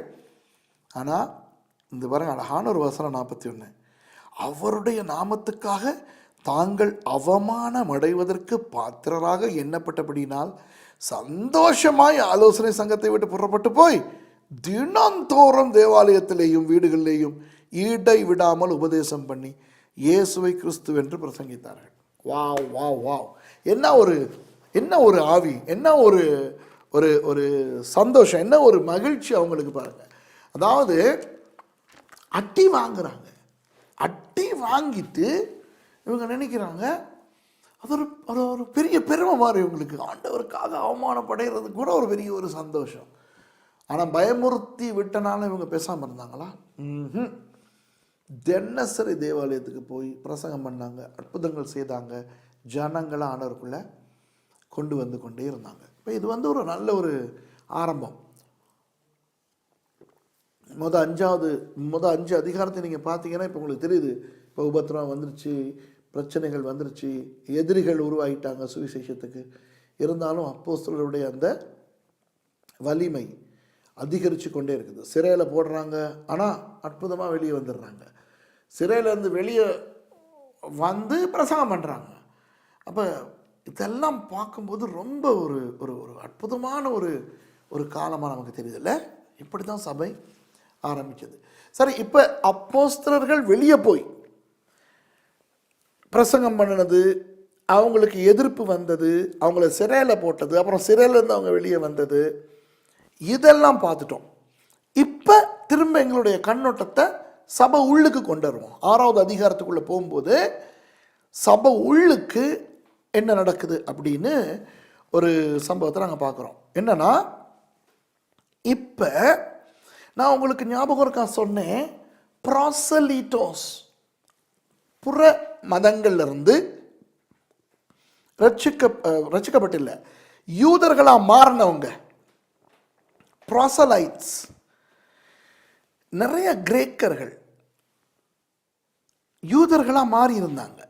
ஏன்னா இப்போ இது கொஞ்சம் அந்த உலகத்துக்கு நான் கொஞ்சம் போயிட்டு வரேன், கொஞ்சம் உலகத்துக்கு கொஞ்சம் போயிட்டு வரேன். இப்போ கிரேக்கர்கள் அவங்க ஒரு பக்கத்தில் பயங்கர ஞானிகள், பயங்கர தத்துவ ஞானிகள். ஆனால் அவங்களுடைய மதத்தை பார்த்தீங்கன்னா அந்த மதத்தில் தத்துவமே இருக்காது. இப்போ நான் இதை சிங்களத்தில் சொல்லும்போது தான் ரொம்ப ரொம்ப பொருத்தமாக இருக்கும். இலங்கையில் ஒரு பேராசிரியர் இருக்கிறாரு, ப்ரொஃபஸர் சூர்யா பெருமன் சொல்லி. அவரை எனக்கு ரொம்ப பிடிக்கும். அவரை எனக்கு தனிப்பட்ட ரீதியாக தெரியாது, நேரில் கூட கண்டதில்லை. ஆனால் அவர் தொலைக்காட்சி நிகழ்ச்சிகளில் வருவார். அந்த மனுஷன் சில நிகழ்ச்சிகளில் அவர் பேசுகிறத பார்க்கும்போது எனக்கு ரொம்ப ஆசையாக இருக்கும். ஏன்னா நான் எனக்கு சரித்திரம் பிடிக்கும், எனக்கு புவியியல் பிடிக்கும், நிறைய விஷயம் எனக்கு பிடிக்கும், தத்துவ ஞானம் பிடிக்கும், ஃபிலாசபி, இதெல்லாம் எனக்கு ரொம்ப பிடிக்கும். இந்த ப்ரொஃபஸர் சூரிய பெருமைங்கிற இந்த மனுஷன் ஒரு பயங்கர ஞானி. இந்த இலங்கைக்கு அவர் ஒரு பெரிய ஒரு ஞானி. ஆசையாக அவருடைய நிகழ்ச்சிகளை நான் கேட்பேன். ஆனால் அவருடைய மத கொள்கையை பார்த்தா பயங்கர மொக்குத்தனமாக இருக்கும். ஒரு விக்கிரகாராதனைக்காரர். அவருடைய அந்த உலக அறிவுக்கும் ஞானத்துக்கும் கொஞ்சம் கூட பொருத்தமில்லாத மூட நம்பிக்கைகளை நம்பிக்கிட்டு இருப்பார். புரியுதா உங்களுக்கு நான் என்ன சொல்கிறேன்ட்டு? அப்போ ஒரு சான்றோன், ஒரு படித்தவன் சொன்னால் அந்த படித்தவனுக்குரிய நம்பிக்கை ஒரு ஆளுக்கு இருக்கணும்ல. இப்போ நீங்கள் கூடுதலாக நாஸ்திகர்களை பாருங்கள், ஆண்டவர் இல்லை அப்படின்னு பேசுகிறவங்க. இப்போ உதாரணமாக நம்ம இந்தியாவில் பெரியார், ஈவேரா பெரியார், அப்புறம் அந்த பெரியார் வழி வர்றவங்க இவங்கெல்லாம் பார்த்தீங்கன்னா இவங்கெல்லாம் நல்ல ஞானிகள். அப்போ அவங்க வந்து அந்த நாஸ்திகத்தை பேசும்போது அவங்களுக்கு வந்து நல்ல ஒரு அடித்தளம் அவங்க வச்சுருப்பாங்க. ஏன் நம்ம ஒரு இறைவனை நம்புறதில்லை அப்படிங்கிறதுக்கு அவங்க ஒரு நல்ல ஒரு அடித்தளம் வச்சுருப்பாங்க. அப்போ உலகம் எப்படி உண்டாகி இருக்கும், இந்த இந்த காணப்படுற இதெல்லாம் எப்படி உண்டாகி இருக்கும், எப்படி இந்த உலகம் இயங்குதுங்கிறதுக்கெல்லாம் அவங்க விஞ்ஞான ரீதியான விளக்கங்களை வச்சுருப்பாங்க. அப்போ நீங்கள் சார்ல்ஸ் டார்வின்ங்கிற ஒரு மனுஷன், அந்த மனுஷனுடைய வாழ்க்கையை பார்த்தீங்கன்னா அவங்கெல்லாம் புத்திசாலிகளாக இருந்தவங்க. இப்போ கிரேக்கர்கள் புத்தின்னு வரும்போது பயங்கர புத்திசாலிகள், தத்துவ ஞானிகள். அரிஸ்டோட்டல், பிளேட்டோ, இவங்களெல்லாம் நீங்கள் பார்த்தீங்கன்னா பெரிய கிரேக்க விற்பனர்கள். ஆனால் அவங்களோட மதத்தை பார்த்தீங்கன்னா ரொம்ப முக்குத்தனமாக இருக்கும். மனுஷ தலையோட குதிரை உடம்போட ஒரு சாமி இருக்கும். அப்புறம் தெரியுமா, விளங்குதா நான் என்ன சொல்கிறேன்னு உங்களுக்கு புரியுதா? அவன்ட அறிவுக்கும் அவன்ட அந்த மதத்துக்கும் சம்மந்தமே இல்லை. ரொம்ப அறிவாளி, ஆனால் அவன்ட மதம் வந்து ரொம்ப மூடத்தனம், முக்குத்தனம், முட்டாள்தனம். அதனால நிறைய கிரேக்கர்கள் தங்களுடைய மதத்தை அவங்க விரும்பலை.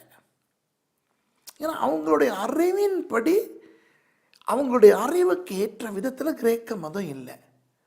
அப்படி இருக்கும்போது அவங்க யூத மதத்தை பற்றி கேள்விப்பட்டு யூத மதத்தை பற்றி பார்க்கும்போது, நியாயப்பிரமாணத்தெல்லாம் பார்க்கும்போது பயங்கர அறிவோடு இருக்குது. இப்போ நீங்கள் வந்து கிரேக்கர்கள் நியாயப்பிரமாணத்தை பற்றி பார்த்தாங்கன்னு சொன்னால் அவங்க சொல்லுவாங்க, வாவ், இந்த அவங்களுடைய பைபிள், இந்த யூதர்களுடைய டனாக், யூதர்களுடைய நியாயப்பிரமாணம் ரொம்ப அறிவு சம்பந்தமானது, ரொம்ப தத்துவங்கள் கொண்டது, ரொம்ப. அப்போ அவங்க அந்த மதத்துக்கு கவரப்பட்டாங்க. ஆகவே நிறைய ஞானிகளாகிய கிரேக்கர்கள் யூதர்களாக மாறினாங்க. அப்படி மாறினவங்கள 3 பேர் தான் நான் அவங்களுக்கு அன்னைக்கு கூட சொன்னேன். யாரு? லூக்கா, தீத்து, அப்புறம் அப்பல்லோ, இவங்கெல்லாம். அப்படி நிறைய கிரேக்கர்கள் இப்படி யூதர்களாக மாறி இருக்கிறாங்க. புரியுதா உங்களுக்கு? இப்போ சபைக்குள்ள கண்ணோட்டத்தை கொஞ்சம் பார்ப்போம். கிரேக்கர்கள், கிரேக்க மத அந்த பழக்க வழக்கங்கள் அவங்களுக்கு இன்னும் இருக்கும் தானே, இல்லையா? இப்போ பாருங்க, நம்ம தமிழங்க விசேஷமாக ஹிந்துலேருந்து ரசிக்கப்பட்டு வந்தவங்க என்னைய மாதிரி. நம்ம ஹிந்துவாக இருக்கும்போது வலது கையால் தான் பொருட்களை கொடுப்போம், வலது கையால் தான் பொருட்களை வாங்குவோம். இப்போ நான் ரசிக்கப்பட்டது 79. இன்னும் கூட இடது கையால் யாருக்காவது ஒரு பொருளை கொடுக்குற போது எனக்கு ஒரு தயக்கம் வருது. யாராவது ஏதாவது கொடுக்கும்போது இடது கையால் வாங்கிறதுக்கு எனக்கு கொஞ்சம் தயக்கம் வருது. இப்போ இதுக்கும் இப்போ நீங்கள் என்ன சொல்ல போகிறீங்க? ஓ, நீ இன்னும் ஒழுங்காக பூர்ணமாக ரசிக்கப்படலன்னு சொல்ல போகிறீங்களா? இல்லை, எத்தனை வருஷம் ஆகினாலும் சில பழக்க வழக்கங்கள், இது மதத்துக்கும் இதுக்கும் சம்மந்தம் இல்லை, இந்த சில மதிப்பு சம்மந்தமானது. இப்போ நம்ம தமிழங்கன்னு சொன்னால் நம்ம பெரியவங்க முன்னால் உட்கார மாட்டோம், பெரியவங்க முன்னால் காலுக்கு மேலே கால் போட்டு உட்கார மாட்டோம், அப்படிலாம் இருக்குது. நான் இங்கிலாண்டில் படிக்க போன ஆரம்ப காலத்தில் என்னுடைய பிரின்சிபல்ட பேர் வந்து ஜான் ஸ்மித். அப்போ அவர்கிட்ட நான் ரெவரண்ட் அப்படின்னு பேசுவோம். சொன்னோம், கால் மீ ஜான் அப்படின்னா. என்னால் அவரை ஜான்னு கூப்பிட முடியலை. அப்போ ஓகே, ரெவரண்ட் ஸ்மித் அப்படின்னு கூப்பிடுவேன். No, call me John. இப்போ நம்ம வந்து அந்த தமிழ் கலாச்சாரத்தில் பெரியவங்களை, அதனே ஒரு பிரின்சிபலில் பார்த்து நம்ம பேர் சொல்லி கூப்பிடுவோமா? ஆனால் அவங்களோட கலாச்சாரத்தில் அது இருக்குது. இன்ன வரைக்கும் நான் அவரை பேர் சொல்லி கூப்பிட்றதுக்கு எனக்கு வர மாட்டேங்குது. அப்போ இப்படி சில விஷயங்கள் நம்மளை விட்டு போகாது. இனி அது போகாட்டி பரவாயில்ல, நல்ல விஷயங்கள் போகாட்டி பரவாயில்ல. இப்போ கிரேக்கர்களாக இருக்கும்போது அவங்க விதவைகளை ரொம்ப அருமையாக மதிப்பாங்க, விதவைகளை ரொம்ப அதிகமாக மதிப்பாங்க. ஏன் அப்படி மதிப்பாங்கன்னா, கிரேக்க மதத்தின்படி யாராவது ஒரு ஆள் செத்துட்டா அந்த ஆள் சாமி ஆகிருதான்.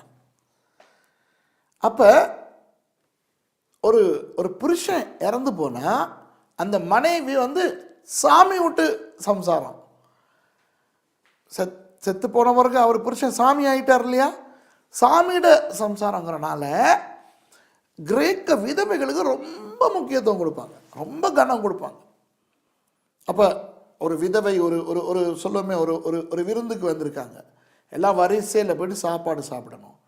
அப்போ ஒரு விதவை இருந்துச்சுன்னா கிரேக்கர்கள் நீங்கள் முன்னால் வாங்க, நீங்கள் வந்து முதல்ல எடுத்துக்கிட்டு போங்க அப்படின்னு கனத்தை கொடுப்பாங்க.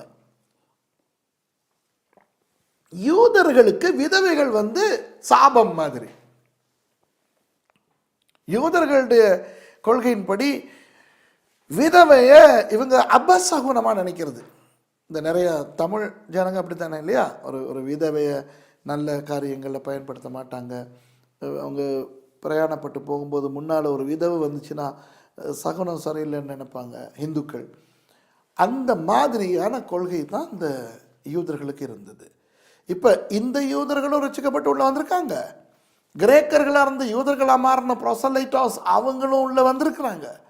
இப்போ சீஷர்கள் நிறைய பேர் கூடுறாங்க. 6வது அதிகாரம் பாருங்க. அந்நாட்களிலே சீஷர்கள் பெருகின போது கிரேக்கரானவர்கள் தங்கள் விதவைகள் அன்றாடக விசாரணையில் திட்டமாய் விசாரிக்கப்படவில்லை என்று எபிரேயருக்கு விரோதமாய் முறுமுறுத்தார்கள். இப்போ விளங்குதா? அன்றாடக விசாரணைனா தெரிந்தானே, சாப்பாடு, சாப்பாடு விஷயந்தான். இப்போ எல்லாம் வரிசையாக வந்து சாப்பிடுவாங்கன்னு.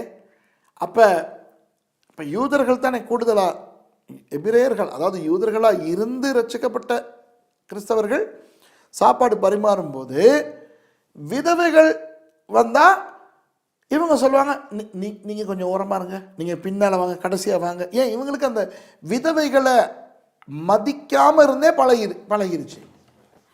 அப்போ கிரேக்க விதவைகளை இவங்க நீங்கள் பின்னால் வாங்க, கடைசியாக வாங்க அப்படின்னு சொல்லும்போது கிரேக்கர்களுக்கு இது கவலை. நாங்கள் இவங்களை மதிக்கிறோம், இவங்க தானே முதல்ல போய்ட்டு சாப்பாடு எடுக்கணும். இப்போ என்ன இப்படி இவங்களுக்கு நடக்குது? இது தான் அந்த 6ஆம் அதிகாரத்தில் வந்த பிரச்சனை அன்பானவர்களே. அப்போ இந்த பிரச்சனையை தீர்க்கிறதுக்கு இனி வழியும் இல்லை. இன்னும் சபை பெரிய அளவில் மூல உபதேசத்தில் வளரலை.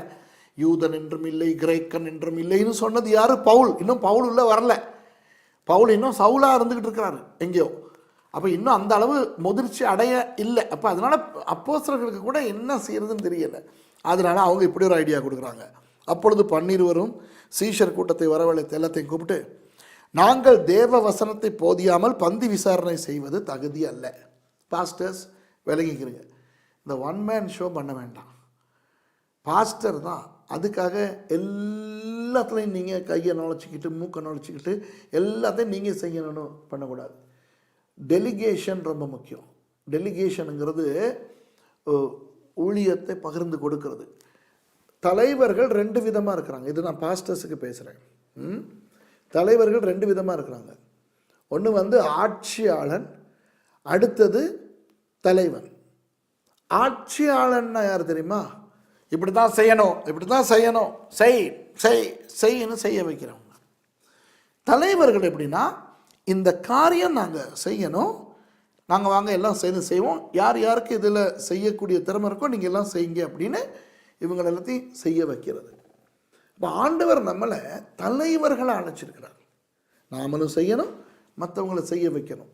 நம்ம சட்டம் போட்டு அந்த சட்டத்தை அவன் நிறைவேற்றணும் அப்படின்னு பண்ணுறதுக்கு நம்ம ஆட்சியாளர்கள் கிடையாது. புரியுதா? அப்போ இன்னைக்கு ஊழியக்காரங்க பாஸ்டர்ஸ் சொல்கிறவங்க நிறைய ஜெபம் பண்ணணும். நீங்கள் நிறைய பைபிள் வாசிக்கணும். இந்த நிகழ்ச்சியை பார்க்குற பாஸ்டர்ஸ் ஒரு நாளைக்கு எத்தனை அதிகாரம் பைபிள் நீங்கள் வாசிக்கிறீங்க நீங்களே கேட்டுக்கிறீங்க. அதே மாதிரி எவ்வளோ நேரம் நீங்கள் ஆண்டவருக்கு ஜெபம் பண்ணுறீங்க. நீங்கள் இன்றைக்கி என்ன நடந்திருக்கு தெரியுமா? நிறைய பேர், எல்லாரும் இல்லை, நிறைய பேர் வந்து சும்மா அந்த காட்டுறது, ஜெப நேரம் அப்படின்னு ஒன்று காட்டுறது. அப்போ அவர் ஜெபத்துக்கு 1 மணி நேரம் உள்ளுக்கு போனார்னா வெளியே இருக்கவங்க எல்லாம் நினைப்பாங்க உள்ளுக்கு போய்ட்டு ஜெபம் பண்ணுறாருன்னா அந்த ஆள் தூங்கலாம். மற்றவனுக்கு தெரிய தேவையில்லை நீங்கள் ஜெபிக்கிறீங்களா இல்லையான்னு கூட மற்றவனுக்கு தெரிய தேவையில்லை. நீங்கள் பைபிள் வாசிக்கிறீங்களா இல்லையான்னு கூட மற்றவனுக்கு தெரிய தேவையில்லை. பைபிள் என்ன தெரியுமா சொல்லுது? கன்னிகளினால் அறிவீர்கள். நீங்கள் வசனம் எந்த அளவுக்கு தெரிஞ்சு வச்சுருக்கீங்கிறது நீங்கள் பேசும்போது தெரியும். அப்போ தெரியும் இந்த ஆள் வாசிக்குது. அதே மாதிரி கர்த்தர் உங்களை பயன்படுத்தும் போது தெரியும் இந்த ஆள் கர்த்தரோட ஜெபிக்கிற ஒரு மனுஷனாக இருக்குது அப்படின்ட்டு. அப்போ நீங்கள் ஜெபத்துலையும் வசனத்துலையும் நிறைய நேரம் செலவழிக்கணும். நீங்கள் போய்ட்டு பந்தி விசாரிப்பு பண்ணிக்கிட்டு நாக்காளி அடிக்கிக்கிட்டு எல்லா வேலைகளையும் மூக்க நுழைச்சிக்கிட்டு இருக்க முடியாது. இன்றைக்கு நிறையா பாஸ்டர்ஸ் வந்து இந்த மாதிரி நிறைய எல்லாத்தையும் இழுத்து போட்டு பண்ணிக்கிட்டு எனக்கு நேரம் இல்லை, ஓஹோ பிஸின்னுக்கிட்டு இருக்காங்க. நீங்கள் பிஸி ஆகுங்க, ஆனால் ஒரு நாளும் கர்த்தருக்கு பிஸி ஆகக்கூடாது. கர்த்தரோட பேசுகிறதும் கர்த்தருடைய வார்த்தையை வாசிக்கிறதும் நிறைய அவங்க வாழ்க்கையில் இருக்கணும். இது ஆரம்பத்திலேயே அப்போஸ்தலர்கள் சொல்கிறாங்க பாருங்க, நாங்கள் தேவ வசனத்தை போதியாமல் பந்தி விசாரணை செய்வது தகுதி அல்ல. ஆகவே ஆதலால் சகோதரரே 7 பேரை தெரிவு செய்யுங்கிறாங்க. எப்படிப்பட்ட 7 பேர்? பரிசுத்த ஆவியும் ஞானமும் நிறைந்து நற்சாட்சி பெற்றிருக்கிற 7 பேரை உங்களில் தெரிந்து கொள்ளுங்கள், அவர்களை இந்த வேலைக்காக ஏற்படுத்துவோம். நாங்களோ ஜெபம் பண்ணுவதிலும் தேவ வசனத்தை போதிக்கிற ஊழியத்திலும் இடைவிடாமல் தரித்திருப்போம் என்றார்கள். வாவ், நீங்கள் தெரிவு செய்யுங்க எப்படிப்பட்ட ஆக்களை பாருங்க. பரிசுத்தாவி அவங்களுக்கு இருக்கணும், ஞானம் நிறைஞ்சிருக்கணும், அதே மாதிரி நற்சாட்சி பெற்றவங்களாக இருக்கணும். இவ்வளவு என்னத்துக்கு? சாப்பாடு பங்கிடுறதுக்கு. சாப்பாடு பங்கிடுறதுக்கு இவ்வளவு தகுதி இருக்கணும்னா மேடையில் ஏறி ஆராதனை நடத்துறதுக்கு, இசைக்கருவி வாசிக்கிறதுக்கு, காணிக்கை எடுக்கிறதுக்கு, ஆலோசனை கொடுக்கறதுக்கு, இந்த மாதிரியான ஊழியங்களுக்கு எவ்வளவு நல்ல பக்தி உள்ளவங்களும் நம்ம போடணும். அதனால் நீங்கள் ரொம்ப கவனமாக இருக்கணும். நம்ம எல்லாம் ஆண்டவருடைய ஊழியத்தில் ரொம்ப கவனமாக இருக்கணும். இந்த யோசனை சபையார் எல்லாருக்கும் பிரியமாக இருந்தது. 5வது வசனம், அப்பொழுது விசுவாசமும் பரிசுத்தாவியும் நிறைந்தவனாகிய ஸ்தேவானையும் பிலிப்பையும் பிரோகேரரையும் நிக்கானோரையும் தீமோனையும் பர்மினாவையும் யூத மார்க்கத்தமைந்தவனான அந்தியோகியா பட்டணத்தாகிய நிக்கோலாவையும் தெரிந்து கொண்டதா. இவன் அந்த மாதிரி ஒருத்தன், கிரேக்கனார்ந்து வந்தவன் நிக்கோலஸ். அவர்களை அப்போஸ்தலருக்கு முன்பாக நிறுத்தினார்கள். இவர்கள் ஜெபம் பண்ணி அவர்கள் மேல் கைகளை வைத்தார்கள். அந்த 7 பேர். அந்த 7 பேரில் பிறகு பிலிப்பை பற்றி பார்ப்போம், ஸ்தேவானை பற்றி பார்ப்போம். 2 பேரும் பெரிய சாதனையாளர்கள். தேவ வசனம் விருத்தி அடைந்தது. சீஷருடைய தொகை எருசலேமில் மிகவும் பெருகிற்று. ஆசாரியர்கள் அநேகரும் விசுவாசத்துக்கு கீழ்ப்படிந்தார்கள். ஓகேயா? இப்போ நம்மளுடைய கவனம் ஸ்தேவான் பக்கம் திரும்புது. என்னன்னா, இந்த பந்தி விசாரிப்புக்காக ஏற்படுத்தப்பட்ட ஸ்தேவான் கொஞ்சம் அதிகமாக கர்த்தரால் பயன்படுத்தப்படுறார். பாருங்கள் 8வது வசனம், ஸ்தேவான் விசுவாசத்தினாலும் வல்லமையினாலும் நிறைந்தவனாய் ஜனங்களுக்குள்ளே பெரிய அற்புதங்களையும் அடையாளங்களையும் செய்தான். இன்னைக்கு இந்த இடத்துல நான் நிறுத்துறேன். அடுத்த பாடத்தில் ஸ்தேவான் எப்படி ஆண்டவரால் பயன்படுத்தப்படுறாரு, அப்புறம் ஸ்தேவானை எப்படி அவங்க கொலை செய்கிறாங்க, ஸ்தேவான் எப்படி பிரசங்கம் பண்ணுறாரு அப்படிங்கிறதுல நான் உங்களுக்கு பேசுவேன். ஏன்னா அந்த இடத்துல ஸ்தேவானுடைய மரணத்தோட அப்படியே சவுல் அப்படிங்கிற மனுஷன் நமக்கு சம்மந்தப்படுறாரு. இந்த ஸ்தேவானோட பிலிப்புன்னு ஒருத்தர் தெரிவு செய்யப்படுறார் இல்லையா, அந்த பிலிப்பு தான் சமாரியாவுக்கு போகிறாரு. 2 பிலிப்பு இருக்குது. ஒன்று வந்து 12 சீஷர்களில் ஒருத்தர் இருக்கார், அவர் அல்ல, இந்த பிலிப்பு தான் சமாரியாவுக்கு சுவிசேஷத்தை எடுத்துக்கிட்டு போகிறாரு. ஏன்னா ஸ்தேவானுடைய கொலையோட எருசலேமில் இருக்கிற நிறைய பேர் சிதறி போகிறாங்க. அப்போ இன்றைக்கி நாங்கள் என்ன படித்தோம், இந்த 3வது பாடத்தில் அந்த எப்படி அப்போஸ்தலர்கள் அந்த பேதுரும் யோவானும் தேவாலயத்துக்கு போனதிலிருந்து எப்படி இவங்க வெளியே போய் ஆண்டவருடைய சுவிசேஷத்தை பேசுகிறாங்க, அற்புதங்கள் அடையாளங்கள் செய்கிறாங்க, அதுக்கு என்ன மாதிரியான எதிர்ப்புகள் வருது, அந்த எதிர்ப்பையும் மீறி இவங்க எப்படி ஊழியம் செய்கிறாங்க, அப்புறம் கடைசியில் இவங்களை சிறையிலேயே போடுறாங்க, ஆனால் அதை விட்டு வெளியே வந்து இவங்க அற்புதங்கள் அடையாளங்கள் எல்லாம் செய்கிறாங்க. கமாலியல் உள்ளே வந்துட்டார், நீங்கள் பார்த்துட்டீங்க. அதை பற்றி கமாலியல் வந்தாலும் ஒரு நல்ல ஒரு விஷயத்தோடு வந்தார். இவங்களுக்கு ஒன்றும் செய்யாதீங்க, இது தேவனிடத்துலேருந்து வந்ததாக இருந்தால் நீங்கள் தேவனோட போராடுறது கஷ்டம் அப்படிங்கிற மாதிரி ஒரு நிலைமையில் அவர் சொன்னார். அப்புறம் சபை வளருது. அப்போ கிரேக்க விதவைகள் ஒழுங்காக கவனிக்கப்படலைன்ட்டு ஒரு பிரச்சனை. அப்போ அந்த 7 பேர் இந்த 7 பேர் ஏற்படுத்தப்படுறாங்க. அதில் ஒரு ஆள் ஸ்தேவான். அப்போ இது வந்து 3வது பாடம். நீங்கள் உங்களோட நோட்ஸ் எல்லாம் அழகாக எழுதிக்கிட்டு வரீங்கன்னு நினைக்கிறேன்.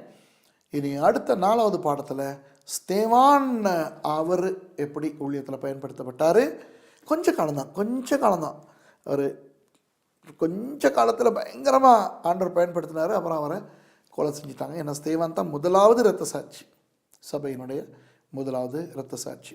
அப்போ ஸ்தேவானுடைய பாடத்தோடு தொடங்குறதுக்கு அப்போஸ்தலருடைய நடவடிக்கைகள் 4ஆம் பாகத்தில் உங்களை நான் சந்திக்கிற வரை கர்த்தர் உங்களை ஆசீர்வதிப்பாராக.